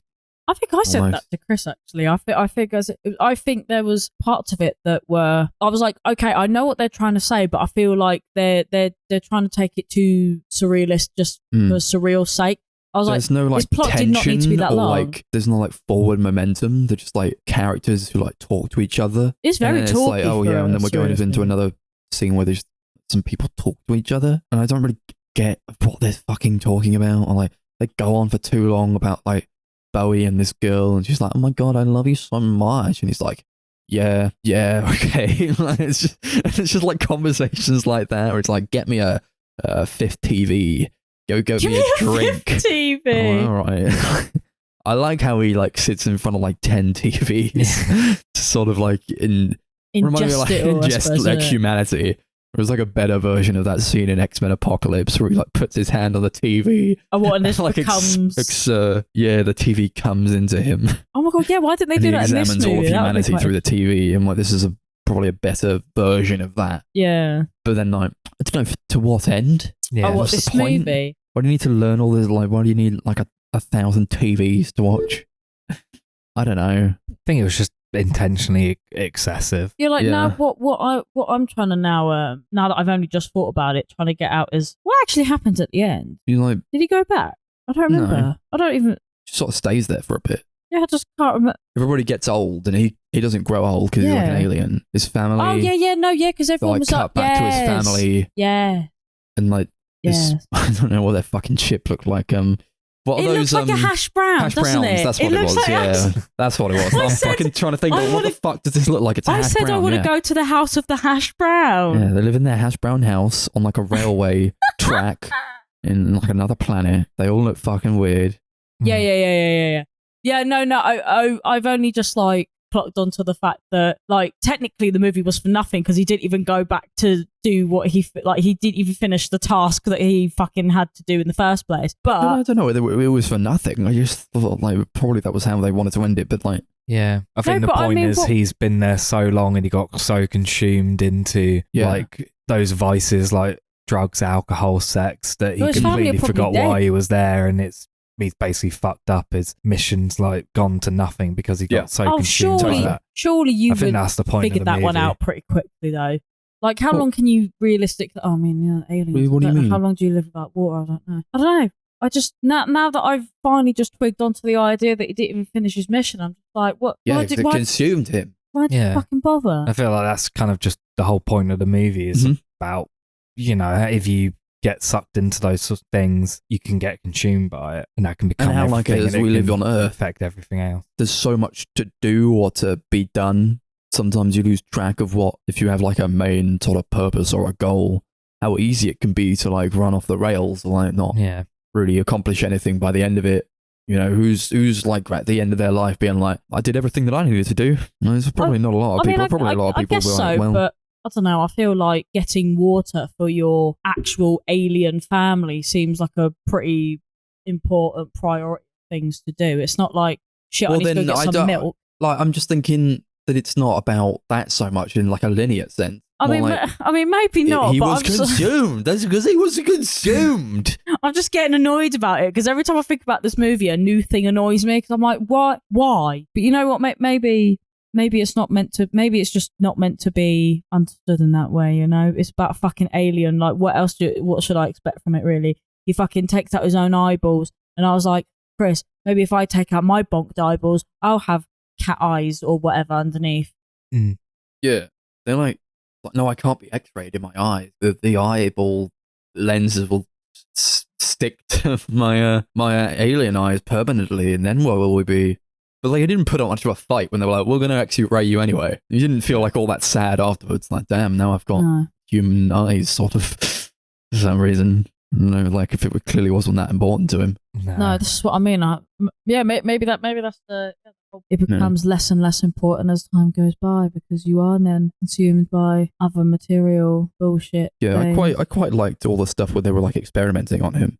Yeah. I think that was all to do with like sexuality and like this like prodding and poking at like sexuality and like on like there's sexuality as a spectrum, but he was like an alien, like an outcast. And they didn't really understand. They were like, "Whoa, what if we did this to your eyes? What if we did like poked you with this?" And trying to understand it, you know, it's like. Maybe it's not for you to understand and like put this guy into a box so that you can understand it. Maybe it's just about him just being who he is. Yeah. Why is that not enough? So did they ever figure out he was an alien? Just for sake of trying to remember? No. They really clued into it when they got really old and he stayed looking really nice and young. That is like fucking hey, man. What's up with that? I just thought that's why they took him. Because they found out he was an alien and they wanted to experiment on him because he was an alien. If you're telling me now, I think they did. They took him for what reason? What? Because he was like he was an alien, right? That's what I thought. I thought they took him because they found out he was an alien, not because. I thought it was just because they thought he was ill. I don't know. Oh. What kind of fucking place is that to put an ill person? Oh yeah, let's X-ray your eyeballs. Just like the room he was in with like that mattress suspended from chains from the ceiling. Yeah, it seemed very alien-esque. You're not putting a guy who's like ill in there. That's like Bermuda Triangle levels of like something weird was going on. Yeah. Yeah, they cut off his nipple. They cut off his nipple in like one of those scenes. Like, why are you doing that? I thought they were cutting it just to see if he like bled like alien goo. Yeah. See, I'm starting to think of it on like a whole just alien experiment. It was like a human skin gel. Sort of. Yeah, it was like, oh, and if I he didn't bleed.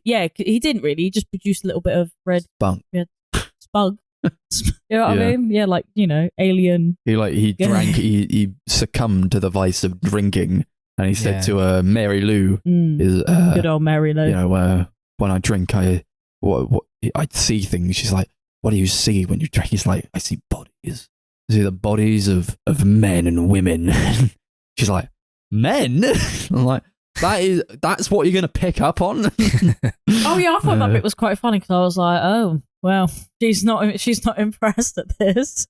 No. What do you mean? Like, raging sexual. Yeah. But you loved the movie, Chris, didn't you? You thought it was like awesome. Why? I mean, I'm not saying like what the no. What the fuck? You shouldn't know, but like why? No, I just like the way you just went, what? This isn't a movie I completely understood, to be completely honest. Yeah, fair enough. There's a lot, obviously, it's going to be one that you have to watch quite a few times to really get everything out of, but I wasn't really watching it, like trying to pick everything apart. I was just kind of going along with what was happening. Mm-hmm. And it kind of is like a movie for me because I love this kind of like weird art house sort of shit. Like Fat David Bowie's in it as well, makes it even better. So I was just like, I was having a great time. I was really going along with everything that was happening. But I also I really like Nicholas Roeg anyway as a filmmaker. So yeah, I do enjoy pretty much everything I've seen of his. So I think that probably helps. I quite like his style and like the way he makes his movies. Fair enough. If you already like him, then I guess you're I kind of went in like a bit behind. Yeah, a bit like, oh, I like this guy. Let's watch it. Yeah, I really want to like his movies. It feels like on the surface something that I should really enjoy. Every one of his movies is like, it's so stylistic. Yeah, they're pretty, aren't they? I want to like them more than I do. Maybe it's like, maybe if I've only seen The Witches performance, this, and Don't Look Now, and I think I want to be like, if I watch them again, then I'd really like them. I hope that happens, but you might. You know, each of these I've only seen the one time, and you know, I would hope so because it's one of those. Like, just fucking tell me something that like really engages me. But none of his movies have managed to do that for me. I really thought this was going to be the one. If David Bowie was not in this, I would have checked out completely. Yeah, that's fair. I'm with Max on this one because there was something about he was probably the most interesting aspect of it in every possible way, except from the nice scenery. Because there was like loads of times where I was like, oh man, this film's so like everything just looked very like picture perfect. Like everything was like scenic and like fucking lush. And then it was like, now back to this fucking house where there's 25 million TVs. And I was like, oh fuck this, I can't bother anymore. But do you know what, maybe, but sometimes I think there are films that are just just too out there just for the sake of just being really out there, and I don't really jam with that kind of thing. I'm just like, to me it just feels pretentious, and I don't think it's even meant to be, but it just feels that way. Like a lot of these films that are like, whoa, so weird, so cool, man, like you don't get it, man. I'm like, this is pretentious, I don't like it. And I felt a little bit like that with this. Not totally, like I've seen films where I've looked at it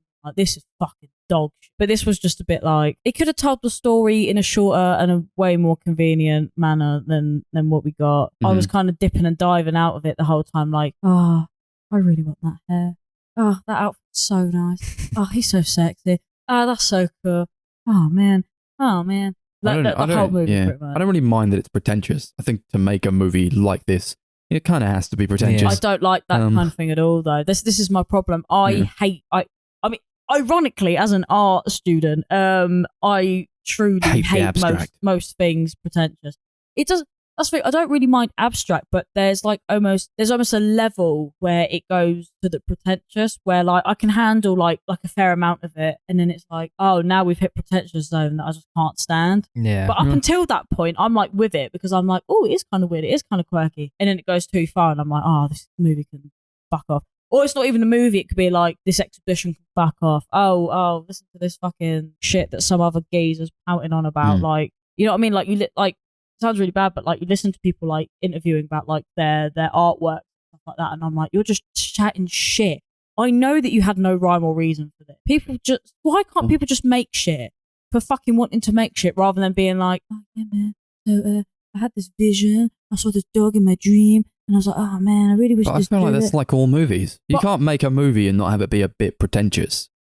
And like, no, I said there's a level to it. That's fine. Like, there's a level to it. But this movie, I just took it too far. I had something to say, man. I had something I needed to get off my chest, bro. It's like, yeah, all right. No, having a message is fine, but there are times where I'm just like, it doesn't have to be that deep just because you say it is. I'm just like, does it? I don't know. So sometimes I just can't stand it. But like I said, there's levels to it. Like, I feel like I got what I wanted was a bit more emotionality. It feels very cold. I don't really care about his family. Isn't it supposed to be like Bowie? Did you give a fuck about his alien family? Because I didn't. Because he seemed just to like really what about he was doing. Even it was.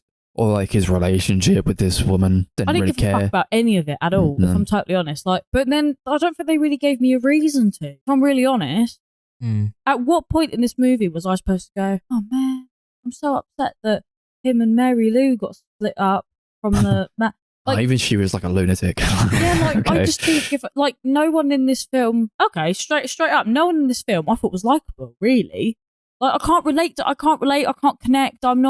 I don't care if you die. I don't care if you live. I don't give a fuck about any of it. I mean, I was a bit bummed out when when Bowie was getting his fucking eyes prodded in, but that's just an eye thing. I don't like people touching eyes and teeth. Like, I just felt nothing for this movie. Is that like a fair analysis? Like, I didn't hate it. I didn't love it. That's the worst for me. If I don't hate it, I haven't had a bad enough reaction to it. If I don't love it, I haven't had a good enough reaction to it. If a movie's just there, that's the worst experience I can have. I always think it's worse for me to not hate a movie. Yeah. Because at least a movie that I hate will give me like a visceral reaction. This just did nothing. This was like David Bowie being sex. I think it was trying to be cold though. Like emotionally cold. Oh yeah, because he's a fucking alien who's fucking... I get it. I do get it. But me and this movie we don't see eye to eye, man. We're not on. Yeah. But I might watch it again. Maybe. I would watch it again. Yeah. I would like to give it a chance. Watch it again, if only to see David Bowie. So cute. Drinking a lot of gin, a lot of gin. Oh. Puts fucking back the beef-eater gin. Like, he does. Every other fucking scene. He is a whole bottle of it. Like, he is the best part of the movie in all aspects. There were some points where I was like half expecting him to break out into song. He did always look like he was about to burst. Yeah, but I feel like that's part of the nature, isn't it? Like, you got David Bowie on the screen. you would just expect it. Yeah. Apparently he was like composing songs in between filming. Yeah, I heard that they originally wanted him to compose the music to the film, but they ended up like not seeing eye to eye, and he used a lot of the ideas for his like part of his Berlin trilogy, I think. Some of it in Station to Station, I think. Some of the imagery. Yeah, the album cover of that and Low, I think. Yeah, taken from that promotional material. I think Station has a picture of him standing in like his like spaceship. Nice. Yeah, nice. There was like a shot where they were in that house where Mary Lou goes to the kitchen. I don't know what they did with it. It was like a weird lens they were using to show her like crouched naked in the kitchen. That was sick. And, like actually, press the image, like really stretched out. That looked so cool. I like that a lot, actually. Really cool.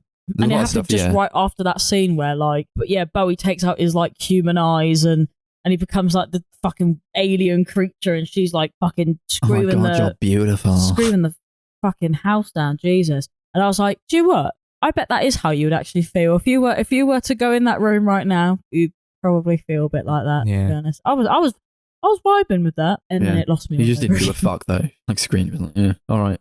It felt like he didn't give a fuck about her the entire time. I quite like that. Yeah, it's just like my side hoe.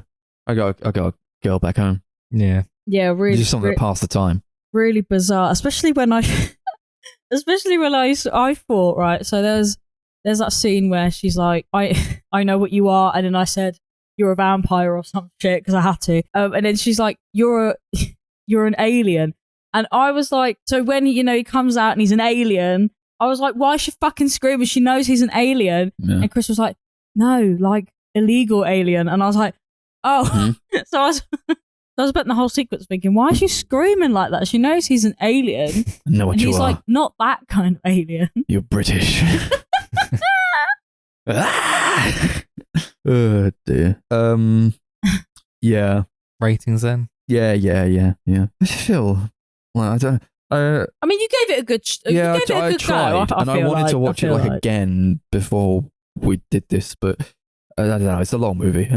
Yeah, it's a long movie. I don't know what I would have got out of it. I wouldn't be opposed to watching it again at some point. But yeah, I guess we'll rate this one out of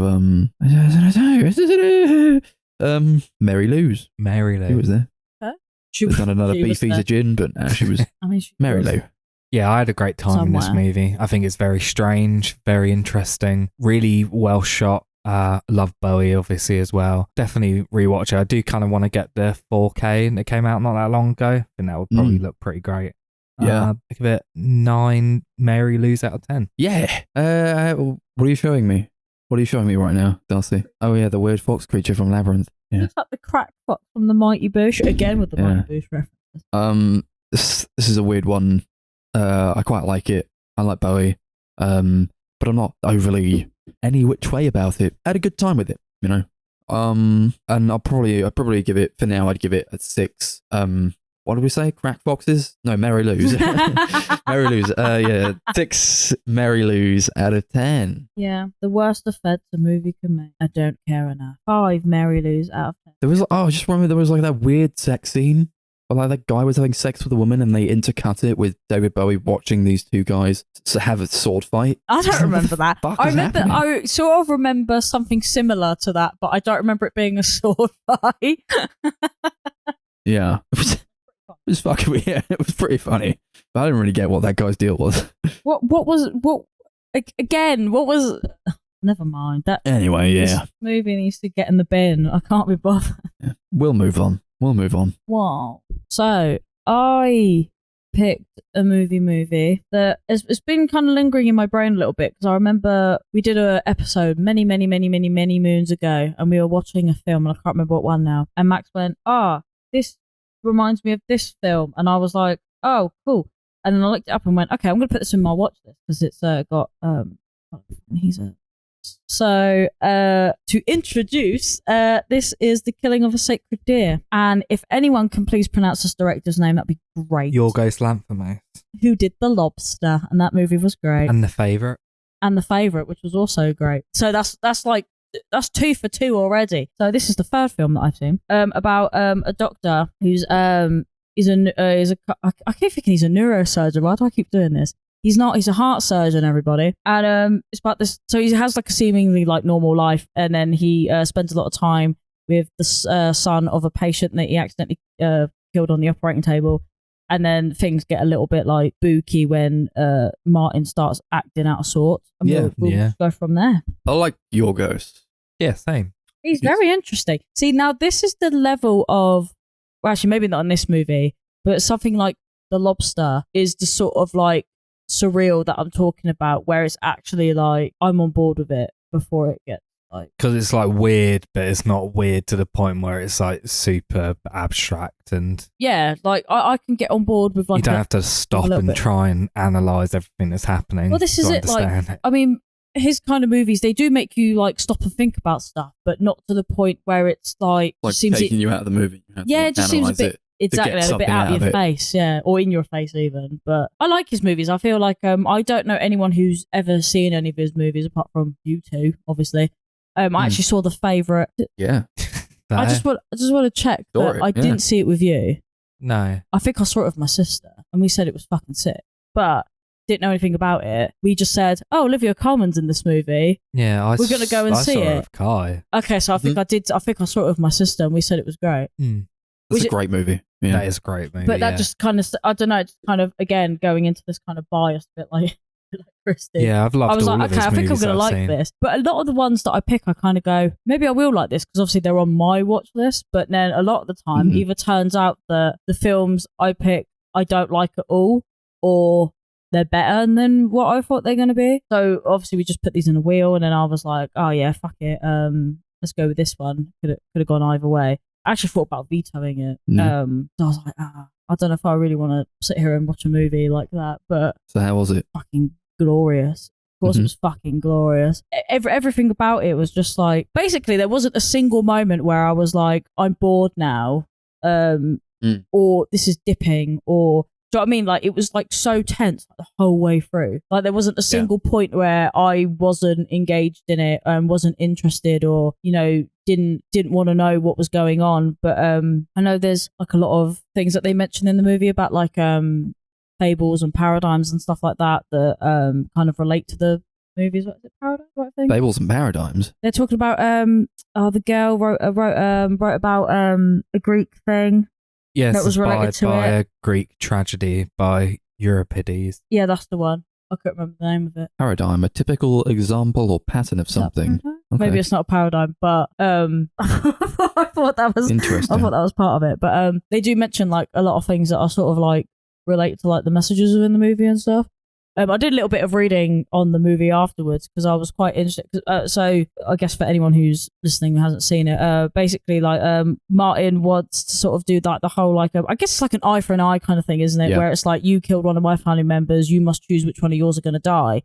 So I was looking up like what this like poison was, and like no one seemed to know what it was, and I thought that was quite interesting that like, because you know what people are like when they're watching movies, they come to like their own conclusions, like, oh, maybe he spiked the water or stuff like this. But people are like, he must have had powers or something, because they just assume that the poison isn't real, which I thought was quite interesting, but I don't know. Why poison? What do you... So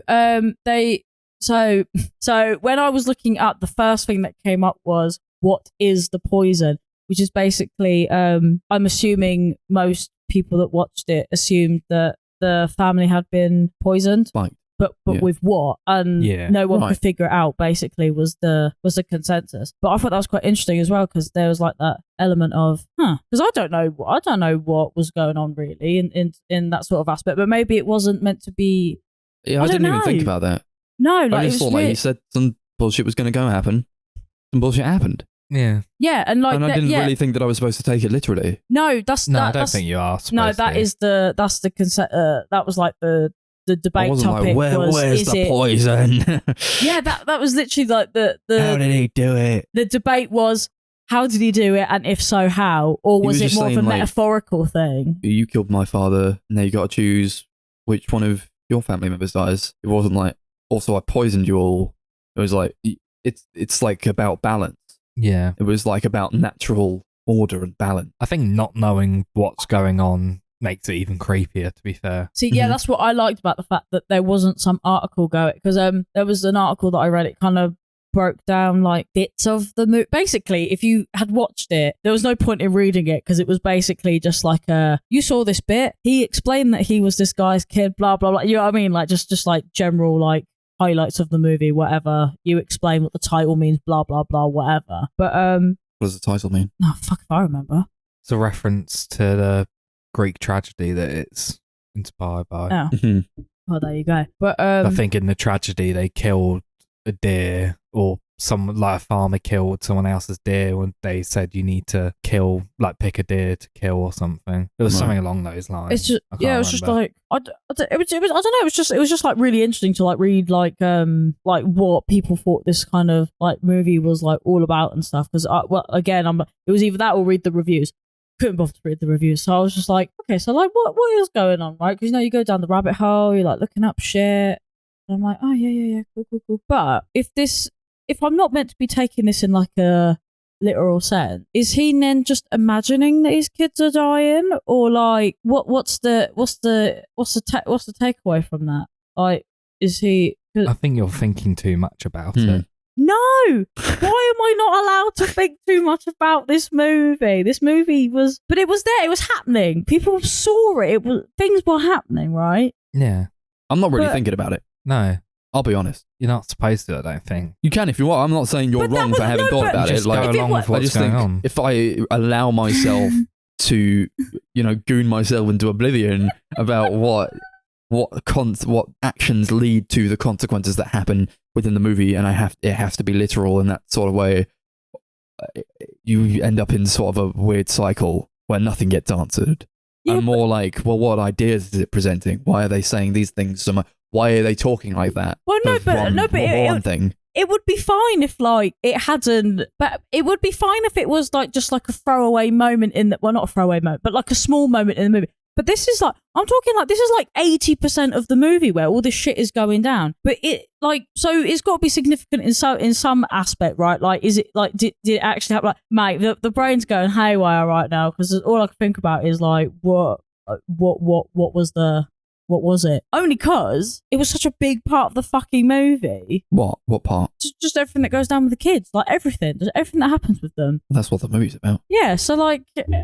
How can I like? I'm not sure what you're asking me. Does it really matter what's happening to him? It does. Of course it does. Because it's most of the fucking movie. Well, I think you have to examine it differently. Yeah, just accept that it's happening and... Yeah, but is it happening though? Yeah. Like, so then what do you mean is it happening? So why are we not thinking about why it's happening or how it's happening? I know why it's happening. Okay, we know why. But how? Like, how is? But what do you mean how? You don't need to know how. I want to know how. Magic. It's just I don't know. That's not really what I'm thinking about. I'm thinking about like all the other stuff surrounding it. Why is it happening? Not how is it happening? Well, we all know why it's happening because that was like already established. Do we know? We how? do. Like, well, why? Of course we do. Because Martin said. Because Martin said some shit, man. Because he hexed him. That was a great fucking scene. Happens like halfway through the movie. I'm like, I remember that happening a lot earlier for some reason. He sits him down. It's like, you know what? You've not been dedicating as much time to me. Fuck you. Your family's gonna die. That was pretty mad. It's so great. All right, I'm going to explain this to you very quickly, so that I don't hold you up. And he explains, he just blasts through the most unbelievable shit. Like it's like he hexed the dude. And he's like, all right, you got that? Oh, good. You got to kill one of your family. I'm Gucci. I'm out of here. See you later. Peace out. And I'm like, wait, what the fuck? Yeah, it's like such a nonchalant way he said it as well. It's like, but that's why I think they did it like that, because it was like, yeah, it's balanced, bro. You just got to balance this shit. Yeah. Right, I'm out of here. See you later. Yeah. I mean, shaking your head. No, I mean, yeah. I know why and what, but it's just more like. I think it's about balance. Just more like no one's really in the universe in balance. It's about animals. I think Yorgos Lanthimos makes a lot of movies about animals. He really does. You got Dogtooth, The Lobster, and Killing of Sacred Deer, and then they're like a trilogy of animal movies. I think he wants to explore our animal nature and how we've got rabbits in The Favourite as well. There were loads of rabbits in it's about, it's saying like, there were rabbits in the favourite. Like, yeah, there were fucking horses in the favourite as well, you dumb bot. Yeah, but I think the rabbits actually tie into... Yeah, but I'm saying Dogtooth. The movie Dogtooth, I'm not there's seeing the it, word so dog in it. With the lobster, there's the word lobster in it, and with the killing of a sacred deer, there's the word the deer in it. Like he was making these movies about animals. I don't think The Favourite is about animals. I think this is about. I think it's about fucking like a rabbit. Yeah, but this one. I know. Sorry, right. This one. It's about animals and like our animalistic natures and how we think we're in control, how we have these like societies and communities, and you know, we can dress ourselves and fucking go to our houses and cook ourselves meals. All these things that heighten us from the world of the animals, but when you strip it all back and you take that away from us and you kill our children and you tell us that we have to kill each other, we're all animals, man. We're all just, our base instincts kick in. We're just primal beings. That's what I think it's about. Yeah. Although I must say, ever since watching this movie, I've only had that one scene stuck in my head where he goes full out fucking horror movie on everyone, starts fucking shooting guns, right? Fucking he's human Russian rouletting everyone. And I'm like, nice. That is a really great scene. Super, super tense. I'll be honest, I didn't see the point in that scene. Because, well, no, that's not true. Right, so, okay, hold on, let me... I thought he'd just like run out of bullets. Like, if you place these people, 3 people, in your living room, at like on a triangle, but it's like, how fucking long do you have to twirl around with your eyes closed until you're actually able to hit one of them? Yeah, how big is your... Yeah, how big is your never hit one of them. I just... See, this also comes down to whether all this shit was going on in the first place, right? Because if little, whatever his name is... Bob, if he's already like an hour away from death, why even fucking shoot him, man? Like the kid's gonna better. Well, apparently not, because he was gonna go first, and then that would have balanced things out anyway. No, he had to kill him. He had to kill one of them. It wouldn't have worked if the others died. Then why didn't he just do that instead of swirling around in a fucking circle when he knew his kid's gonna die anyway? He could have got better. Yeah, because his daughter was ill. No, because once his eyes started bleeding, he was gonna die. So I was like, mate, you may as well just kill him anyway. Why would you say that? Because that's what he said in the movie. No, he didn't say as soon as their eyes start bleeding, that's the point of no return. He said the third step is the eyes bleeding. Yeah, and then 4th is they're hours away from death, right? Is anyone... Yeah, but if he killed someone else, it would have reversed it. Yeah. How does that work? What are you saying? What do you mean, how does that work? What do you mean? That's like, you're saying like that's not logical. Barry Keoghan just fucking put a hex on this family. How is that logical? None of this makes any sense in a logical, literal sense. Maybe. So, I'm even more. It's super tense. Just a super fucking tense scene. You're like, anybody could go. No, I don't think that. No? Actually, I genuinely, because of the logic that I had, I genuinely thought he was going to kill him anyway. But it was tense in the fact that it was like, fuck, because I thought he was going to kill them all. That's actually what I thought was going to happen. I thought he was going to kill all of them. I thought he was going to go like fucking cabin fever and kill all of them. But my instinct was that he was just going to kill the kid because he was already dying. That was actually what was going on in my mind. So there was the tension was only in the fact that I thought he was going to kill them all, but just one by one. Well, I know. Is it about like men as well and like the patriarchy? Oh, no! I don't like these conversations because I'm like, what? How? In what? Okay, no, go on. I'll explain it. Sure. If I have this sort of idea that it was about the patriarchy because there was a lot of Colin Farrell's character. He was the dad, but he had to be the one to kill someone. It was his decision to have to kill his family. He was at the top of the family. He was the head of the family. And there's a lot of talk throughout the movie about like, you're not that hairy, Barry Keoghan. My dad's way hairier than you. And then he's like, your son said that you're super hairy, 3 times more hairy than I am. Can you take off your shirt? And he takes off his shirt. He's like, you're not that hairy. You're not as hairy. You're not 3 times more hairy than me. There was a lot of like this more like animal. And I was likening it to like, you see documentaries about like lions going at it and fighting for dominance and who's the alpha. I think that was a sort of to do with it. And how the daughter, Kim, she was, she like had a scene with Colin Farrell where she said, I love you more than anything in the world. I would do anything for Dad, I would die for you. Here's my chance to prove it. I love you more than anything in the world, you and my brother. And I thought, interesting that you've neglected to mention your mother there. Yeah. But I think it's because they were men. They were boys. And I think there was like that sort of animalistic stripping back, like in how we see men as like the patriarchy. And like, yeah, I just thought like she was like appealing to him because he was the one who could make it happen. Yeah, I think that makes complete sense. Yeah, I agree with all of that except the very first bit where I was like, well, he only had to pick because the hex was on him, right? But the rest of it, I agree. But why was it on him? Because he's the one that killed his dad. Well, quote unquote. Because he was the man with the power to kill the other man of life and death. Oh, actually, nobody else had that power. He had the power because he was the man. And when they were talking about like what they should do with the kids, how they were going to heal them, when Nicole Kidman chimes in, he's like, you know what? I appreciate what you have to say about like eyes and shit because you're a fucking optometrist or whatever, ocularologist. Yes, he said some name that I was like, some bullshit happens with the eyes or like ocularology, okay, I'll come to you. All right, but now I'm the fucking heart surgeon. I'm doing it because he had the power of life and death because he was the man. Okay, fair enough. What I think it's about. No, that was quite interesting, actually. Although, now that you just reminded me of that scene, I said, how fucking rude is Colin Farrell? Just in this movie, I was like, you're so fucking rude, mate. But no, I think there's a fair point there. There's also the scene where Colin Farrell takes Barry Keoghan, beats him up, puts him in his basement. That's a sign of dominance. He's the bigger man. He's dominated him. There was also the scene where when they find out that he's in the basement, at some point after a while, Nicole Kidman like gets down on her knees and kisses his feet, Barry Keoghan's feet. And I think maybe it was because he was a man. Maybe. I read a really you just reminded me. He was playing up the fact that like, I've been smoking for the last 8 months and like I'm a man and I have all this hair on my body. I read a really stupid throwaway thing that was talking about how she did that as like a symbol of like Jesus. So it just reminded me. Yeah, so something to do with like the status like symbols, I guess. Yeah, saviors. That. Yeah, it was quite again quite interesting, but also maybe he was because he gave Colin Farrell an ultimatum. Like if and I guess it was like it's going to happen, but you have the power to not let everyone die.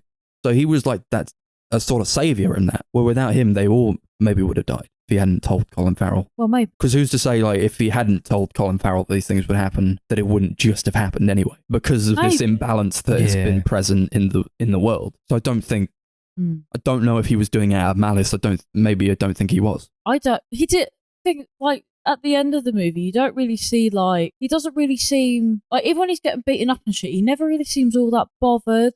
Or, he sees him again at the diner and, like, that there's almost like, like when stuff like that happens and he's like actually like texts them, don't you think he'd be a bit more like happy to see the fact that like you'd be like, oh yes, like balance has been restored, a bit more smug about it maybe. I can't think of the word, but like he's not really, he doesn't seem all that bothered. He's just kind of like maybe it's because it was like a natural thing. You know what I mean, like he's just kind of the balance has been reset. Yeah, now it is.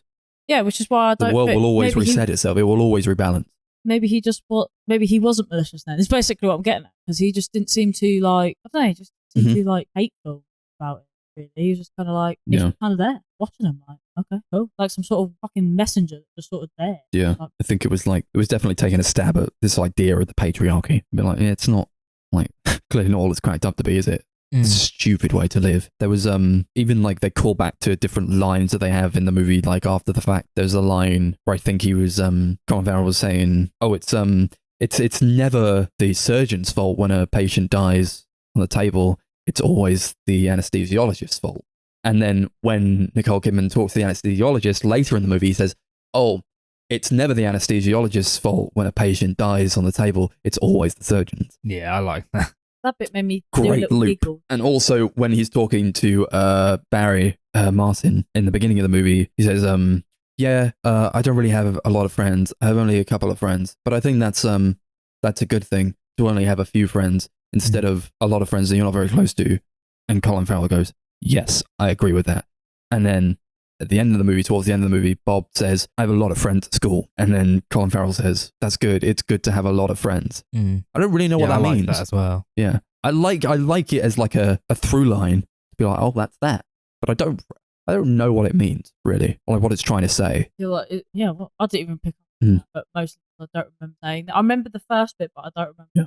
Do we have any ideas about like why they speak in the way that they do, where it's like very monotone, like you just say things? And there's no like heightened emotion to it. They're just like saying stuff. It does feel very like, well, for the I don't know, for the feel of it, it does seem very apt. Like everyone's really. Yeah, I think it just ties into just like how the film feels. It just kind of seems right. Like, oh, what is that? Is that a new watch? It's a new watch. It's water resistant for up to 200 meters. Oh, cool. Do you like it? Yes, it's a good watch. You know what? After this, we can go to my watch guy and he can get you the same watch.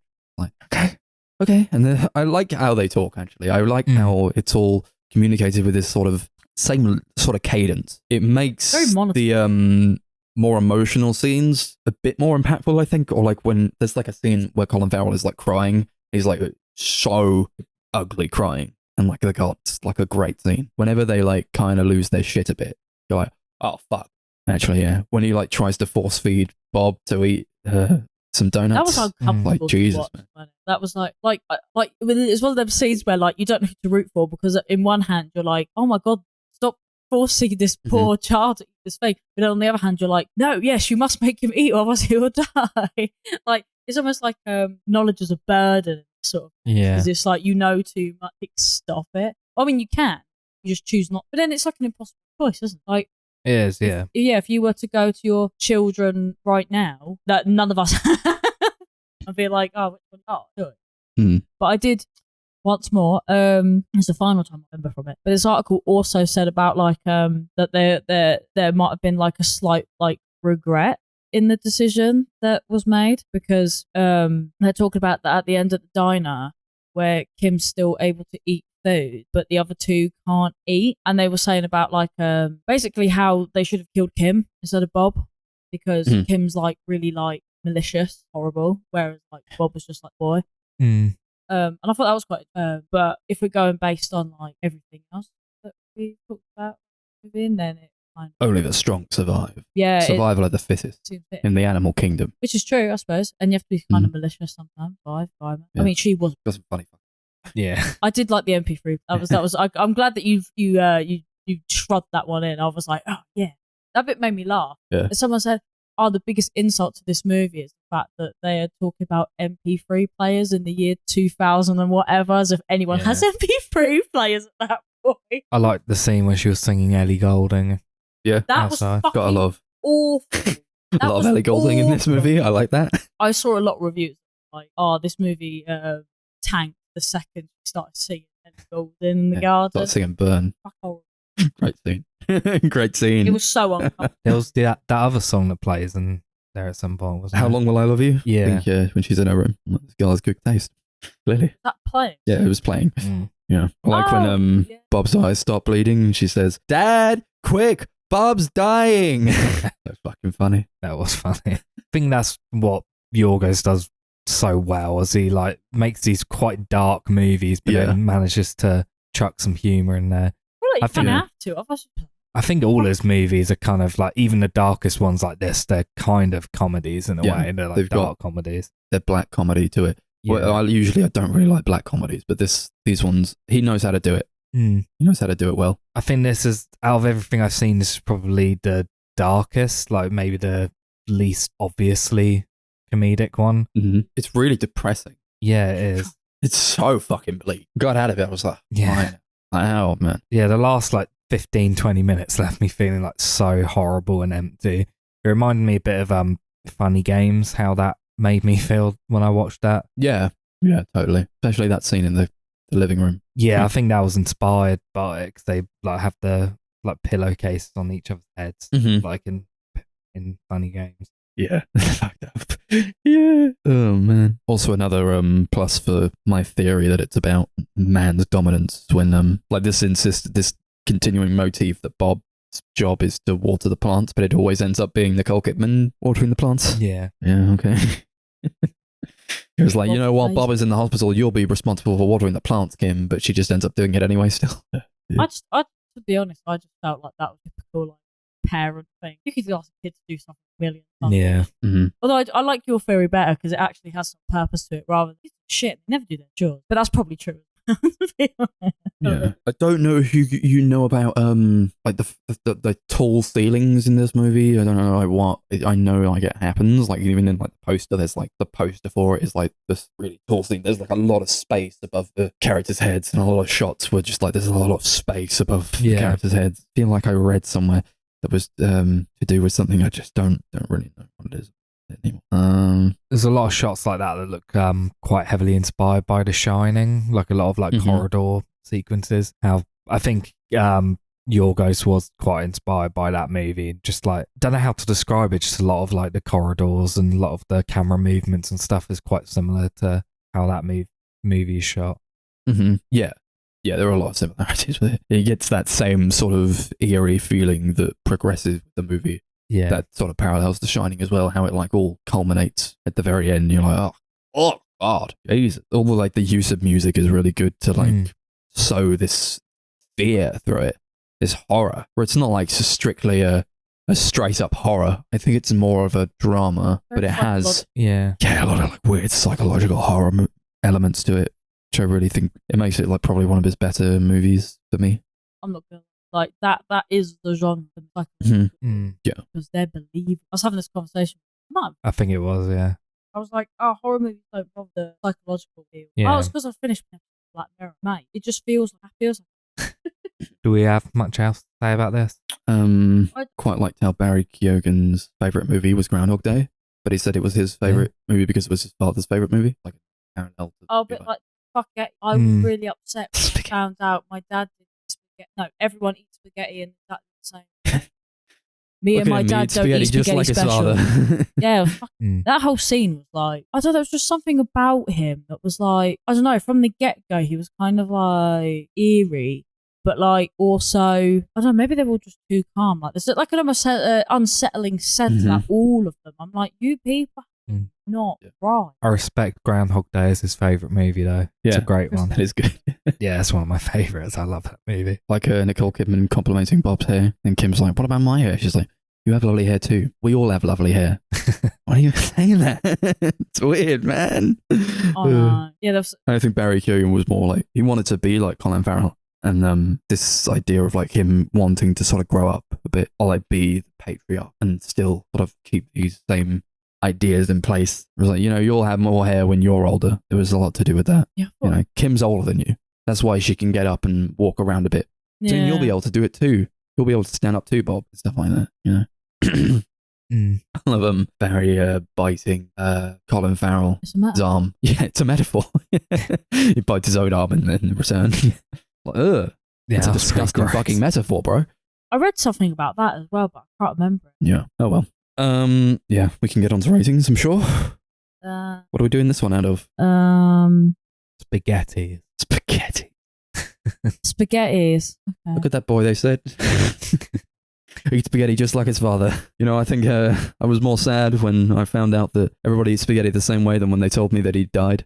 I do think it's really bizarre to think that, like, has he seen no one eat spaghetti ever? Yeah. Like, it's just such a weird concept. When he was like, I twirl this fork round and around, I was like, isn't that what, like, everyone does? Gonna be twirls the fork round and around and around. Just like his father. Yeah, I really enjoyed this movie. It's pretty hard going. Really fucked up movie. Great acting though, great directing, darkly funny script. Had a good time with it. Not sure I'd say it's one of my favourite Yorgos Lanthimos movies, but maybe if I rewatched it, I'd enjoy it more.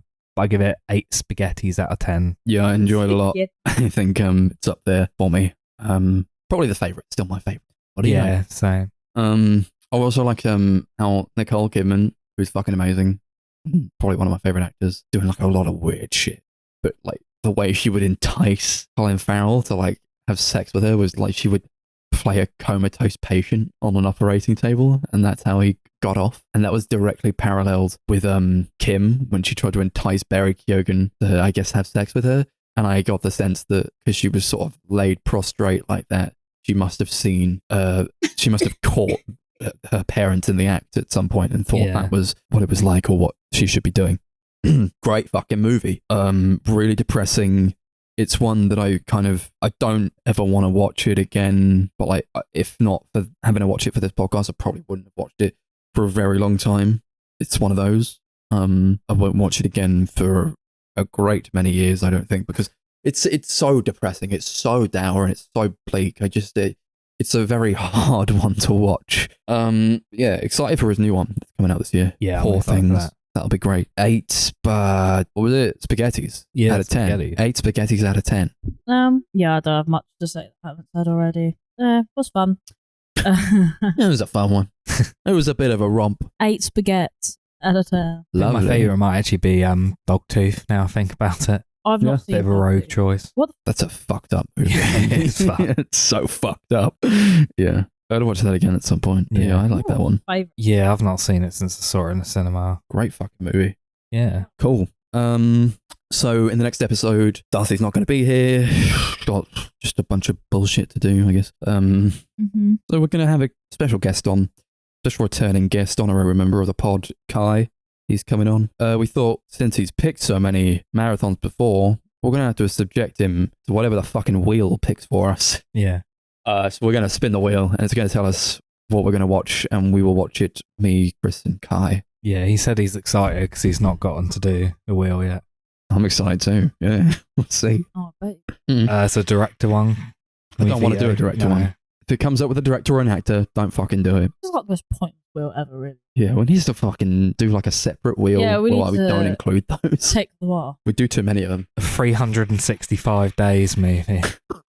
I'm so jealous. I would love to watch those sex movies. Yeah. Go again. What? No, come on. I want to watch them. Nah, only because we can't do it without Darcy, I think.